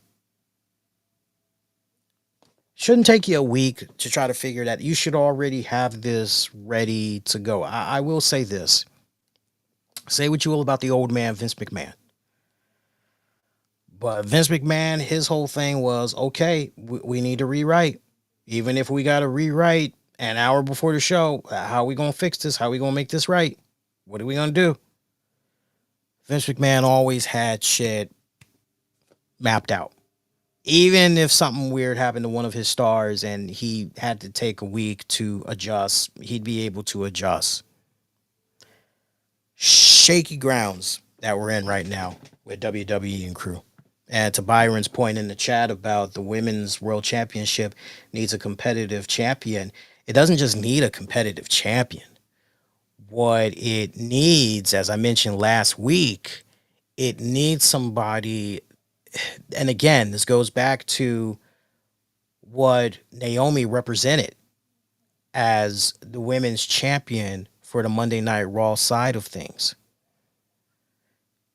So much plug and play that you could do with Naomi just by a simple backstage walkthrough, looks at somebody, scoffs at them, boom, instant Acme feud. You don't have that polarizing figure that can be, which is why I said, look, if you want to go with somebody of a dark horse or whatnot, when I go the direction of a Roxanne Perez, but it seems like WWE, for all intents and purposes, they're still struggling trying to figure out exactly how they're gonna get to that whole women's championship, how they're gonna smooth that out for what it's worth. Speaking of women's, Bailey get another video vignette of her continuing down spiral as she's continuing to hear voices in her head, and she's getting pretty annoyed with them now at this point. There's one voice that says they were successful because they believed in themselves, and another voice complains about how the first voice is very insecure and is a idiot. Uh, the middle ground, Bailey, is telling both of these voices to shut up because it's pretty obvious that she's getting annoyed. This transitions into Lyra Valkyria, who is still coming off like a person trying to memorize their lines. But at least she had less Snitsky. It wasn't my fault this week. She talks about how she's worried about Bailey. She wants someone to check on her, and Pierce is like, yeah, we're on it, we're handling it, like, don't worry about it. So pretty much that was it for that in a nutshell. I think as far as other matches segments go, I think that's pretty much it. I'm just checking back in my notes. Yeah, so that pretty much left us with the main event of the evening, which was LA Knight taking on my man Braun Breaker. Nice, nice, good matchup there. Super Spear, Breaker picking up the W here in this one. About 15 minutes. Nice usual run in involving the Vision and everything, because post match beatdown came in there. Numbers game. Jey Uso coming in there for the save. Vision, they're also beating up Uso when CM Punk comes out there for essentially making the real save. The Vision, they decide to ball out on that note. LA Knight, CM Punk, they get into it verbally. Then they start shoving one another. One of the shoves, LA Knight is sent bumping inadvertently into Uso, who's down on his ass. Uso gets up, sees what's going on. Punk and Knight, they're now slugging it out. Eventually, Uso super kicks the hell out of LA Knight. Looks like Punk and Uso are standing toe to toe. Seems like they've got a mutual enemy, maybe. Uso super kicking the hell out of CM Punk as Jey Uso stands tall while Seth Rollins looks on going, yeah, hey, they're doing all our work for us. This is going to go down exactly how we need it to go at Clash. They're doing all the dirty work for us. Let them keep doing it. And keep in mind that Jey Uso ended up being particularly in this position after having a talk earlier in the night with Roman Reigns, as Roman said to him, dude, you've been doing this for like 20 something years now. I don't know what it is about your confidence or what's shaking you, but you know what time it is. You've been to the dance before as a world champion. You need to do the damn thing already. Do it again. You know what needs to be done. You got to be willing to do whatever it takes. So go out there, handle your business already. And Uso definitely did just that. Nice groundwork for setting up the go home to Clash. But there definitely were elements throughout this show which we talked about that I particularly didn't care for. One cringeworthy thing during this show, we were talking about women there. I didn't want to overkill on women's segment after women's segment after women's segments. But the Nikki Bella, what the fuck was up with the Nikki Bella promo? Nikki Bella was saying shit twice. I mean, repeatedly. Go back and watch that promo. You could tell. See, it's one thing if you're repeating something twice because maybe you're trying to make a point, or it's a unintentional, you're saying something twice. And then there's, you really don't know what you're saying, do you? You really have no control. You don't have any idea what you want to talk about, do you? And it's that latter part that really concerned me about Nikki Bella and her promo, because here's Becky Lynch. She comes out there. Becky has been on a roll with her promo work. I gotta give her her props where it's due. She has really been cranking it up, leaning very heavily with her promos, taking it to a whole new other level. This current incarnation of the man character, I'm really loving it. I especially, look, you have no idea. I'm a huge U2 fan. I love Bono. So the jokes that she was making about Bono last week, I was in tears with laughter. She's been on the roll. But as great of a promo as she had for this week's Raw, when Nikki Bella came out, you're instantly going, okay, all right, the last time we saw these two battle of the mics there, Becky got the best. So let's see what happens here. And Nikki Bella, oof, this was rough. This was a very rough promo. It was so bad, I actually left the room. That's how bad it was, because and God bless Becky Lynch, because like, man, I had to work with this. Like, okay, I guess I'll work with this. But that fan energy from the UK crowd, it was really enough. I can't stress it enough. It was really enough to carry the hell out of this show. Now, programming note, want to say this before we go any further. Raw for the next 3 weeks. Oof. Get a load of this. And by next week, everybody and their mama is going to be going back to work. They're going to be back in school, beginning a new fall semester or whatever, right? So next week, Monday Night Raw, over here on the East Coast, West Coast, 2 p.m. Eastern, 11 a.m. Pacific, okay? And then the week after that, because remember, football is supposed to be in effect, it sounds as though Raw may be coming on sometime around 5, 6, or 7 o'clock in the evening. So as it gets a little bit more closer to, I'll definitely remind you guys. But at least for next week, just remember 2 p.m. Eastern, 11 a.m. Pacific for next week. So, hey, look, Triple H did warn us that when it came to this Netflix deal, they pretty much were going to be able to plug and play no matter what. They were going to be able to go live anytime. Like, they didn't have to worry about any restrictions, and they have been owning up to that so far.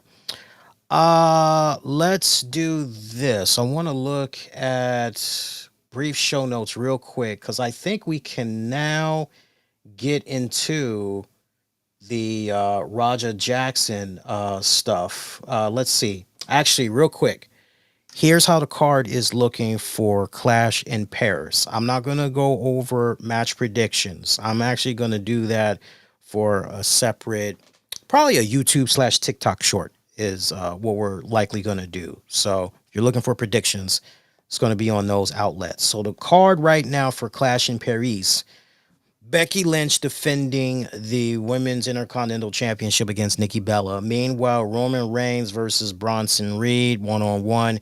Sheamus will take on Rusev in a good old-fashioned Donnybrook match. Elsewhere, Seth Rollins defends his World Heavyweight Championship in a Fatal 4-Way against CM Punk, LA Knight, Jey Uso. And in your main event match, John Cena takes on, well, you would think main event match, but probably not. Probably the second to last match, but John Cena versus Logan Paul. That's the card for this weekend's Clash in Paris. And again, that's going to be going down on August 31st, which is a Sunday. Also, let's see, regards to that, looks like we can now Looks like we can now go into. I thought there was one other thing I had put here on the show notes, but no. I thought I mentioned something about WWE and the whole Peacock thing. That's really not long-winded or anything like that. Basically, from what I saw, and this may be kind of noteworthy to you guys, there seems to be some additional information for why John Cena and the whole Saturday night's main event, why all that is basically going down now exclusively on Peacock and everything. I'm trying to see if I can find it in my notes because I did jot it down, but now I am not seeing it. Yeah, sorry guys, I am not seeing it. I think I read something along the lines of okay, hang on. Let me see because I think that was important enough to definitely mention to you guys. So let me see if I can find it real quick here. And if I can't find it, yes, I found it. Okay, okay. So here are more details on WWE ESPN deal and why Saturday night's main event was moved to Peacock. All right, so some more information about this. Shout out to the good folks over there at the Wrestling Observer, and this has since been kind of verified, so to speak, backed up by other wrestling outlets as well. So it's being reported that the ESPN deal allows WWE to start their next round of negotiations earlier if media rights fees continue to climb. The current WWE ESPN deal is set to expire in August of 2030.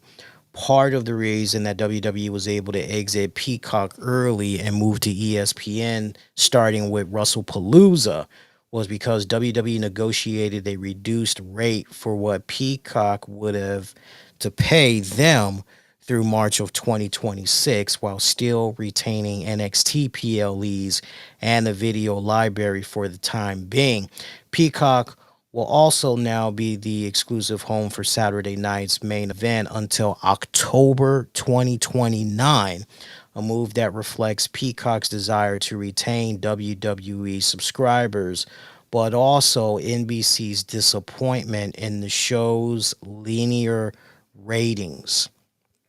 This report goes on to note that WWE reportedly wanted to air John Cena's final match on a December 27th edition of Saturday Night's Main Event, but NBC declined the date, cementing the remaining two 2025 Saturday Night Main Events for November 1st in Salt Lake City and December 13th in Boston. I'm actually on the side of NBC.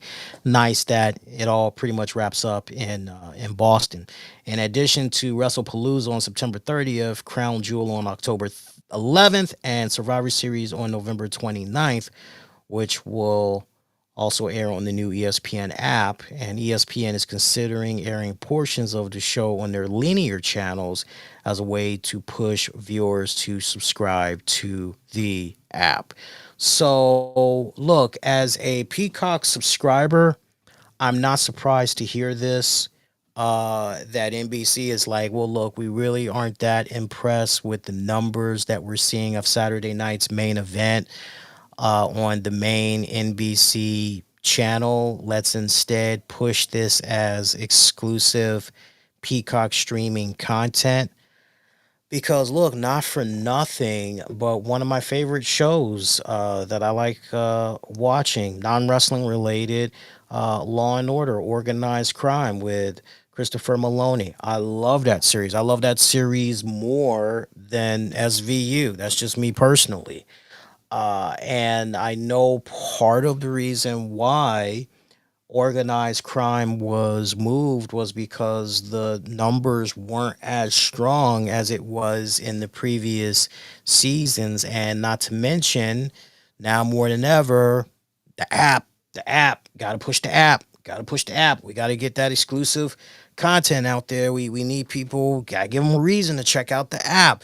So if you're gonna push a show to a streaming app, right? And it's already kind of the numbers aren't really. I mean, it's okay, but not enough to make us want to have it stay where it's at right now. Let's just put it behind an app instead. Then you're going to do that.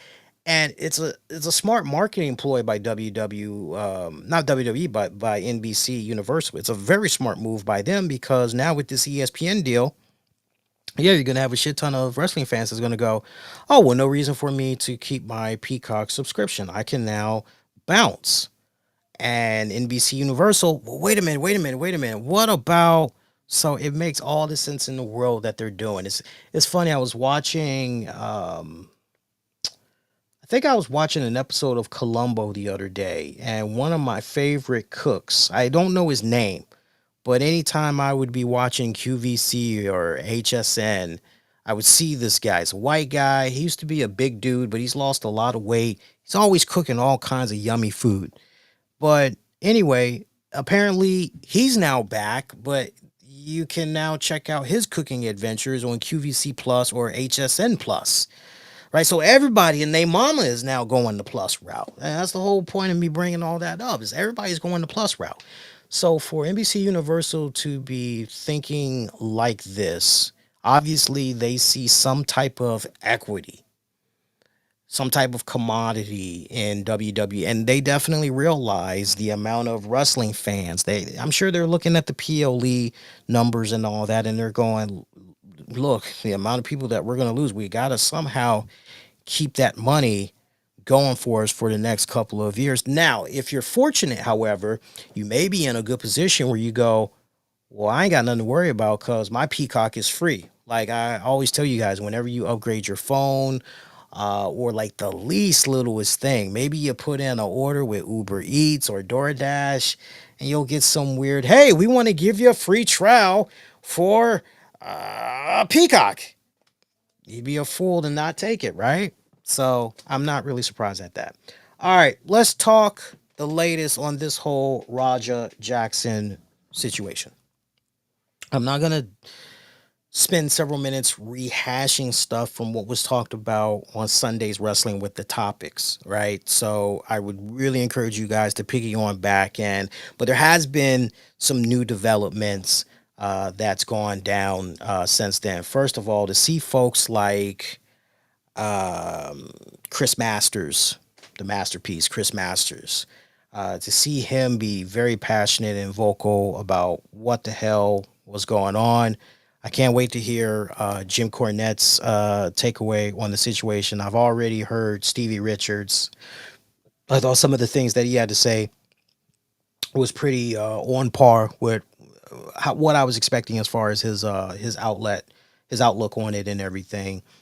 You know, just unfortunate what happened over the weekend, and to see the wrestling community, from the wrestlers to the fans, just everybody collectively coming together and just saying, yo, this is disgusting. This has no business happening in this industry. This guy needs to just fuck off. You know, I'm even seeing from those that I'm very friendly with, that I chat with from time to time, and that's involved in the business. Even they, normally, they're not being vocal about stuff like this, but even they are taking a stance and saying, yo, this is straight up disgusting what's going on. Rob Van Dam taking the more unpopular route and saying he's got Raja Jackson's back, saying, quote, so far I got Raja's back. Looking forward to talking about it more on my podcast. Well, that's RVD, but now WWE, as me and Tams had talked about on Wrestling with the Topics, we called this. But you'd be surprised, you know, a lot of times you're like, well, on the one hand, but then on the other, nah. We both felt pretty strongly about this, but now it appears that WWE is distancing themselves from the KnokX Pro in the aftermath of this weekend's incident that again saw Raja Jackson, the son of UFC legend Quentin Rampage Jackson, legitimately attack independent wrestler Stuart Smith, Psycho Stu, at KnokX Pro's show in California event on Saturday night. where Roger Jackson pretty much went in there. I don't know what the hell he was trying to do, but some botch slam that had Stu land back of the head first, and then Jackson proceeded to lay over 20 legit punches to the guy's head. The vicious beatdown went viral. Shout out once again to those that saw that footage, pulled one of my moves, talked about it, did not post it to their respective social media feeds. To those that were doing what they were doing for shock value, all about clicks and all of that, like, no. Man, if you wanted to show it but censor some of the stuff, I could maybe get behind that a little bit, but you just knew. And these were accounts that normally don't even have anything to fucking do with wrestling or MMA. It was just, oh, this is the moment I can trend. And that pretty much was it. It is what it is. But Stuart Smith legit was knocked out. There's a lot of concern about his status and all that. Now, at the time that we were on the air Sunday, he was in the hospital, and it was said that he was awake and that he was in what was described as stable condition. Now, as we're here tonight, really good news, he is home. He is resting. He, as far as we can tell at the time that we're doing this show right now, he has not put out a statement reflecting on everything that had happened. However, KnokX Pro did issue a apology over the incident. Rampage Jackson, Roger's father, did issue an apology while also acknowledging the fact that his son suffered a concussion some days prior before the event, doubled down and said his son had no business being at this event and everything. WWE, their IDX account, has unfollowed the KnokX Pro account. And this is per report by PW Insider. They've also unfollowed Rikishi, who owns KnokX Pro, and Black Pearl, who is the head trainer at the school. Now, there was some additional footage of the event with behind the scenes footage of Jackson, which can be seen. And I definitely would encourage you guys to go out of your way, and, you know, I would share it, but I'm not interested in getting with a copyright and all that other stuff going on. But if you're interested, there's an 18-minute video that is floating around. I'm not even going to, like, because this young man, he needs to go get help when it's all said and done. This young man just it's just stupid what has gone down when it's all said and done. I'll talk more about it in just a hot little bit, right? Meanwhile, as far as the LAPD, because I know Chris Masters and a few other people, why isn't this being investigated? Why isn't this being investigated? Why isn't this being investigated? So, as it stands right now, there is a new report that has more details, as apparently the Los Angeles Police Department, they do have an open investigation into this legit attack on Psycho Stu.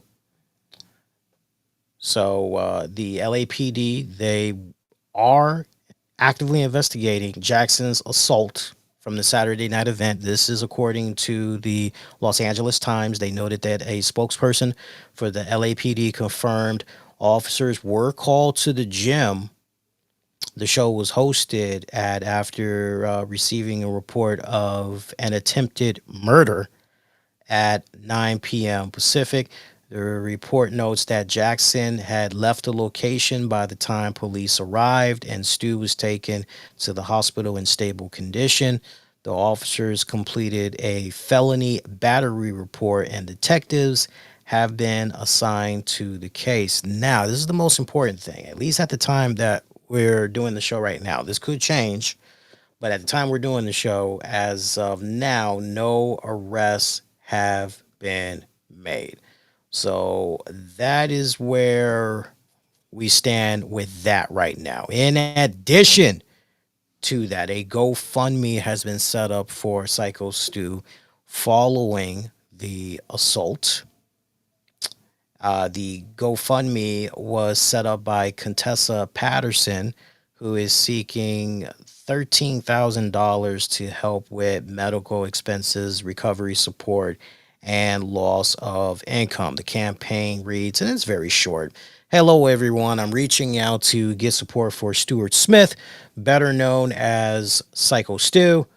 On August 23rd, he was involved in an unscripted assault that has left him in the hospital with intense recovery, needed to regain good health.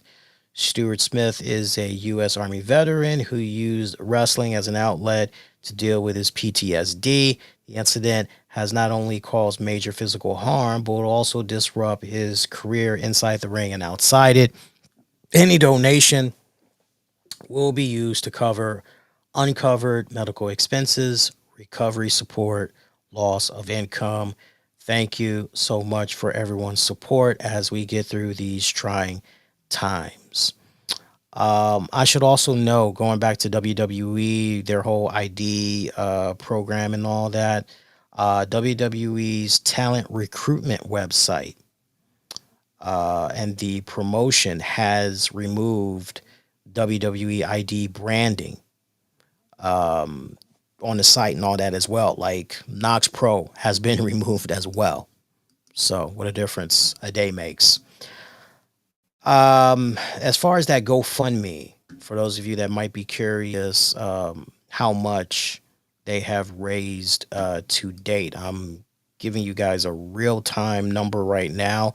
They were asking for $13,000, and now it seems that even more money was raised. Kind of interesting here, because on the one hand, it says here they were seeking $13,000 to help with medical expenses, and now it seems that their goal, they have increased it to $60,000, as over $41,000 has been raised. So I know what some of you guys are going to say. It's a very uncomfortable question to ask. You may want to ask it, but you don't have, maybe you don't want to ask the question because you're afraid of scrutiny. So I'll address the question and I'll answer the question. No, about the whole work. No, we've already talked about that. Do I think that the parties involved are now kind of milking it just a little bit, taking advantage? Yeah, a little bit. Yeah, a little bit. Look, to anybody that legit their heart is in the right place and they heard what happened with this guy and they just want to help this brother out, more power to you. More power to you. But just note that at first it was $13,000 they were trying to raise. Now they've increased the goal to 60,000. So, which one is? I'd be a little bit cautious because, again, if they said, no, we just needed 13,000. Okay, well, you got your 13,000 now and then some. So what else is going on? Right? We really need and my advice to Stu and his people would be, get in front of this before more skepticism grows.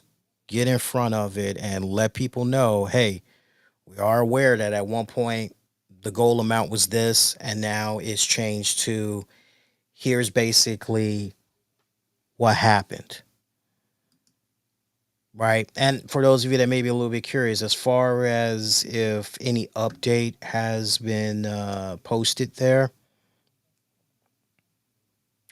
I'm looking right now. No update. No update. And God bless Chris Jericho. Seriously, every time Something has happened over the years. Chris Jericho is always one of the top leading donators. You can go and look for yourself. You can see how much Chris Jericho had donated, but it's always great seeing that Chris Jericho is always jumping out there. So, look, I definitely respect the hell out of those that serve in the military. I really, really do. There's no warm feeling in my heart that I get than when I know I'm helping somebody of the U.S. military in whatever little way that I can. And again, circling back to what I had talked about over the weekend involving Psycho Stew, and I don't know what you guys are hearing, but I am saying stew. I'm not saying it as far as beef stew. I'm literally saying it like Stu Hart. So I don't know what you guys might be. Somebody in the chat is doing like an apostrophe or a little asterisk and they're doing STUs. Like, yeah, I'm pretty sure I know how it looks and sounds. I don't know what the hell that's about. Anyway, um, but yeah, there's no more kick-ass feeling I get than when I'm helping out somebody that used to serve in the military or currently serves in the military and everything. As I had said though over the weekend, there is so much accountability that needs to go all the way around because ultimately it was up to the people in charge at this promotion. They should have really sat this young man down and really schooled him, really let him know what was going to be expected of him to do, really give him the proper training that he needed so he could do what he needed to do effectively, but also safe. Kind of goes back to what Tams had mentioned the other day, which was y'all got to protect one another. Because y'all are dance partners in that ring. So you got to do a really good job protecting each other. And when you're not, to her point, when you're not wising one another up, again, this takes, and I'm really glad that more and more people are doing the comparison to Travis Scott and saying, look, this takes it to a whole new level. This is a whole different beast in itself. Speaking of beast, shout out to Mr. Beast. Mr. Beast offered to pay the medical bills for Psycho Stu after this incident. So that is really, really cool to hear. Appreciate that from Mr. Beast. I know Mr. Beast, I'm starting to now know more and more about Mr. Beast only because at my nearby Wawa, they've got this Logan Paul, Mr. Beast sandwich drink combo thing that's going on. And so I'm seeing the little videos with the two of them and everything. So it's nice to see everybody, trying to get involved. And make no mistake about this, though. I want to just double down and say this. Make no mistake about it. This was a black eye on so many levels. This was a black eye. And I don't mean to go in the race relations category. Lord knows you don't get that type of rhetoric from me because I know there's a lot of extremists out there that like to make everything be about black and white. There's a lot of people that like to make it be about race. But God damn it, people. It's bad enough that we got some individuals out there that will go, well, you can't trust those black people because those black people, they're savages, they're beasts, they're unintelligent. All they run off of is pure emotion. And seeing shit like this feeds into that silly, stupid ass rhetoric. That's fact. That's fact. Now, if you're able to get that ignorant bullshit dialogue, if you're able to get that train of thought out of your head, and you can really look at this for what it's worth, which is This is a prime example of not properly sitting somebody down, making sure that they have enough sufficient training for a couple of weeks to be able to do the bare basics. Otherwise, they don't need to be in that ring doing anything. This is what would have made a guy like Paul Heyman or you fill in the blank be a genius at, okay, so where are you weak? Where would you say you're the most weakest? Okay, so promos is not really your thing. Oh, okay, fine. All right, wrestling is not really your thing, but you're a fighter. Okay, well, we'll play up to that. We'll make sure that this goes down in a way where you're definitely protected. Don't worry. You're gonna look like $1,000,000.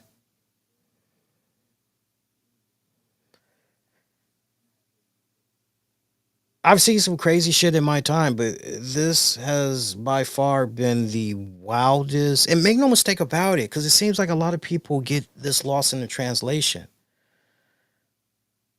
It was already predetermined that Roger Jackson was going to get in the ring. He was going to get his receipt. But I guess when it's all said and done, nobody really sat this kid down and told him accordingly what that involved. And it just looked like he flipped the fuck out. And as Tams had said on the show over the weekend,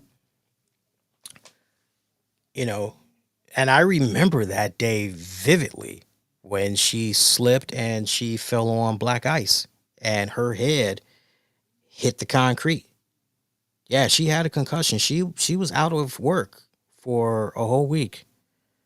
And I just remember she was going through some weird mood swings, the whole 9 yards. It was really, really touch and go what was going on with her. I kept telling her, why don't you go to urgent care and get checked out, get that head scanned. Let's make sure that everything is really fine in that head. And she was like, nah, I'm fine. I'm like, don't play around with that. Don't play around with that. And eventually we were able to get her to go get some x-rays and, knock on wood, everything was fine, luckily. But those concussions, they're no joke. Seriously, they are no joke. They have their way of changing your personality in the most surprising ways that you wouldn't expect.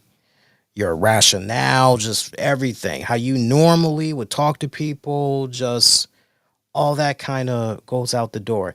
And it's interesting, we're already seeing some footage. I don't know if this was maybe at about the time when Roger Jackson freshly suffered the concussion, but there's this footage running around of where a fan runs up to the father and son duo. It's just a legit fan. He's excited to see them, and I guess he's trying to get their autograph or whatever. And not for nothing, but the dad comes off like a very, there's, hey, appreciate you. Really appreciate the love and support. You mean a lot, but we can't do it right now. We're on a very strict schedule. We got to go. Appreciate you, though.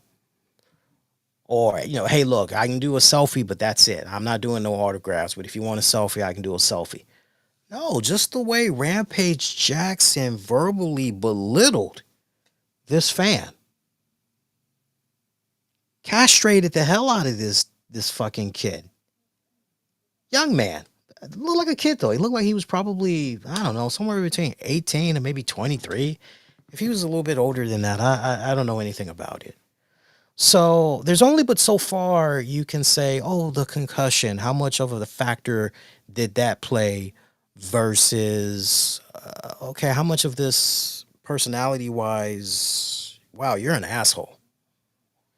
And when you see the way that Rampage Jackson is acting, you can't help but go, like father, like son, huh?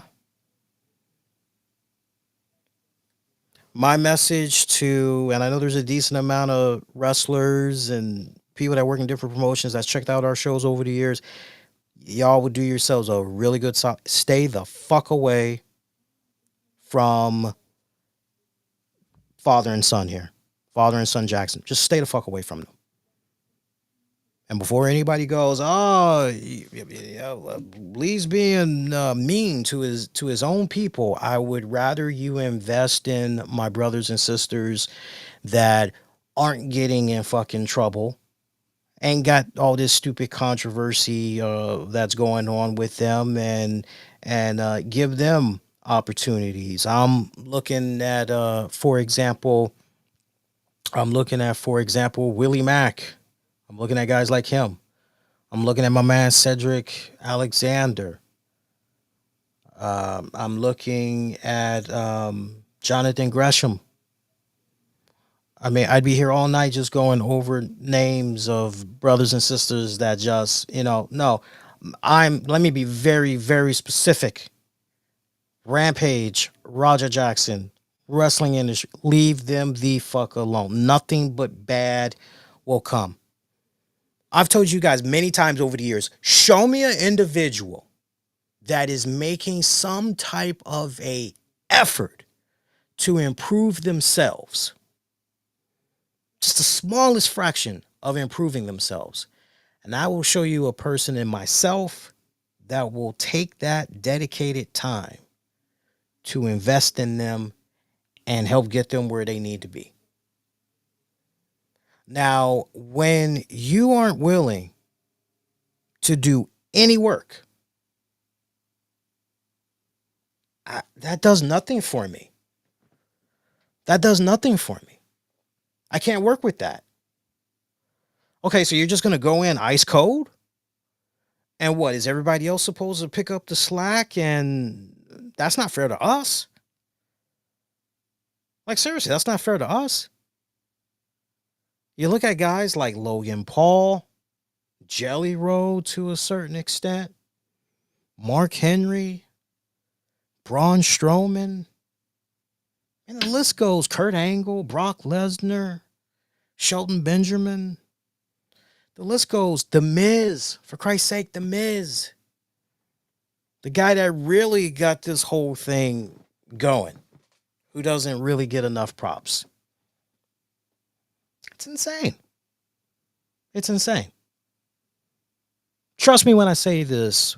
The black eye that Roger Jackson gave, it's going to sting for a little while.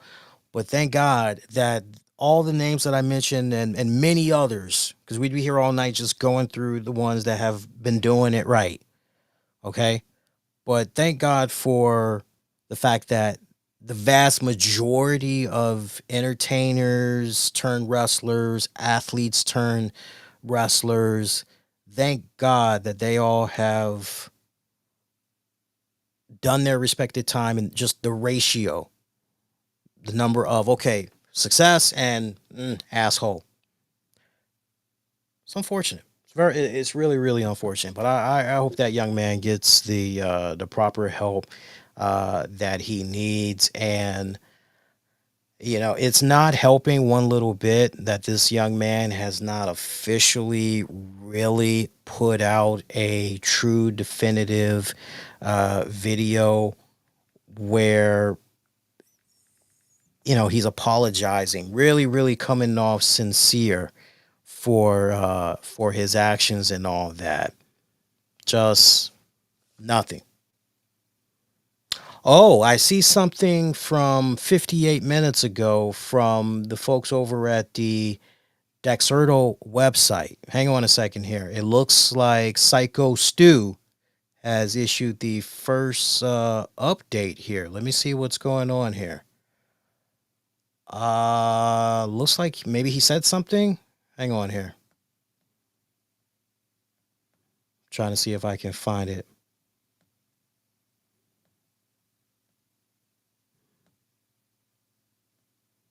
Okay, here's an update. This is via Facebook. This was on August 25th. Stewart's brother, Andrew, gave fans an update via Facebook confirming that he is now conscious with some recollection of events from the day of the attack. Saying, "Good morning. Thank you for the outpouring of support. Stewart is conscious and does have some recollection of events from the day of the attack. Thank you, everyone, for reaching out. It's been difficult to get back to everyone individually. We will be setting something up for anyone wishing to donate, which we already talked about already. I will update with a link when possible. He's currently resting and says, thank you for the love and support. So indirect there. But other than that, that's where we stand on that right now. To be continue. Oh, and as far as Rikishi's maybe Rikishi issuing some type of a comment or something like that, I am not seeing anything from Rikishi right now. And before we go, I just want to at least double check and see if Rikishi has said something yet.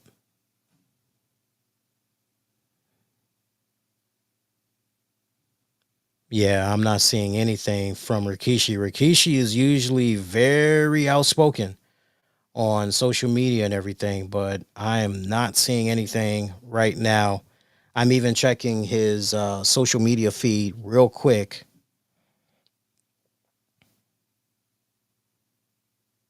Yeah, he's very quiet right now. I would imagine the next time he does his podcast, he's probably maybe he's saving it for there. Maybe he's going to say something there. We'll see. But yeah. So quick programming notes. I think we're good for the rest of the week. There might be a bonus show. I haven't quite figured out how that's going to be looking just yet. But if you're staying connected throughout social media, you guys know we're going to hook you up. I know for sure we're going to do a YouTube TikTok shorts for Clash in Paris predictions. So be on the lookout for that. I'm thinking we'll probably drop that. We'll drop that Wednesday for sure. I know sometime Tuesday, I'm going to probably drop a new foodie review. Me and Tams had sat down over the weekend and I was having a field day left and right. Like, okay, what's next? What else you got? Like, what's next? Okay, what else you got? And so that was really fun to kick back and do it. And of course, this weekend, I will be live with you guys after Clash in Paris is off the air. We'll have a special live post show streaming all throughout the multiple outlets. Hey, before I dip, definitely want to take the time out and thank all of our sponsors, because without them, content like what you're checking out right now would not be made possible. I definitely want to give a shout out to the following. First of all, shout out to the good folks over there at the IME iRadio station, streaming 24/7. Ooh, I'm talking about that good R&B and jazz music. We're talking about top 40 hits. You get to check out some nice independent gems, some hidden gems. Talking music from not just the United States, Europe, Canada, pretty much all over the world. Just tune in, vibe out, discover your next favorite hit. Check them out. The IME iRadio station. They are streaming 24/7. We are also brought to you in part by, it's actually a couple of new sponsors that we've got in the pipeline. From what I'm understanding here, I was told about one potential sponsor earlier tonight in the Connecticut area. I'm looking forward to hooking up with them. We're also brought to you in part by the good folks over there at bluesmedical.com. Trusted DNA testing and immigration consulting. Blues Medical Diagnostics. Get clarity and peace of mind with Blues Medical Diagnostics, a trusted provider of DNA testing and immigration consulting services for families nationwide. When accuracy and reliability matter most, choose a partner you can depend on.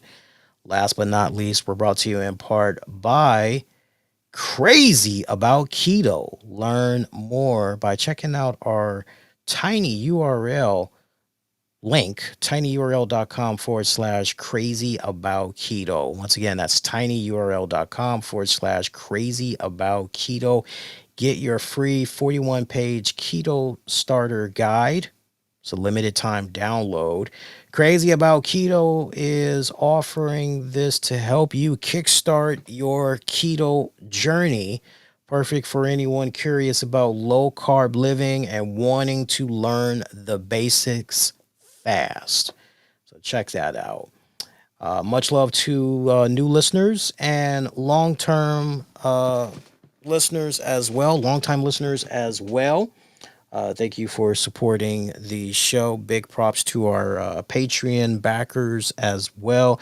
If you want to be a Patreon member, just the way I have the Patreon account set up now, I'm not so much uploading content, but if you just want to be a backer and essentially have your name recognized each and every single week on the shows, you can definitely do that. Patreon.com/RCWR show. I'm going to be poking around with the Patreon, doing some facelifts in the coming weeks and everything. Meanwhile, be kind, rewind. Check out previous episodes you might have missed on demand and on the downloads, wherever you get your shows. Just search the RCWR show. You enjoyed this, light it up. Follow me all throughout social media using the same keyword. Show the YouTube channel some love as well. Make sure you subscribe. Blow up this episode. Hit the like and all that. Really helps out with the algorithm. Until next go round, my pretty babies. Wishing all y'all to be safe. Most importantly, be kind to one another. I will see you guys definitely this week for your Clash in Paris predictions. Call that match style. And for the post show. Take care.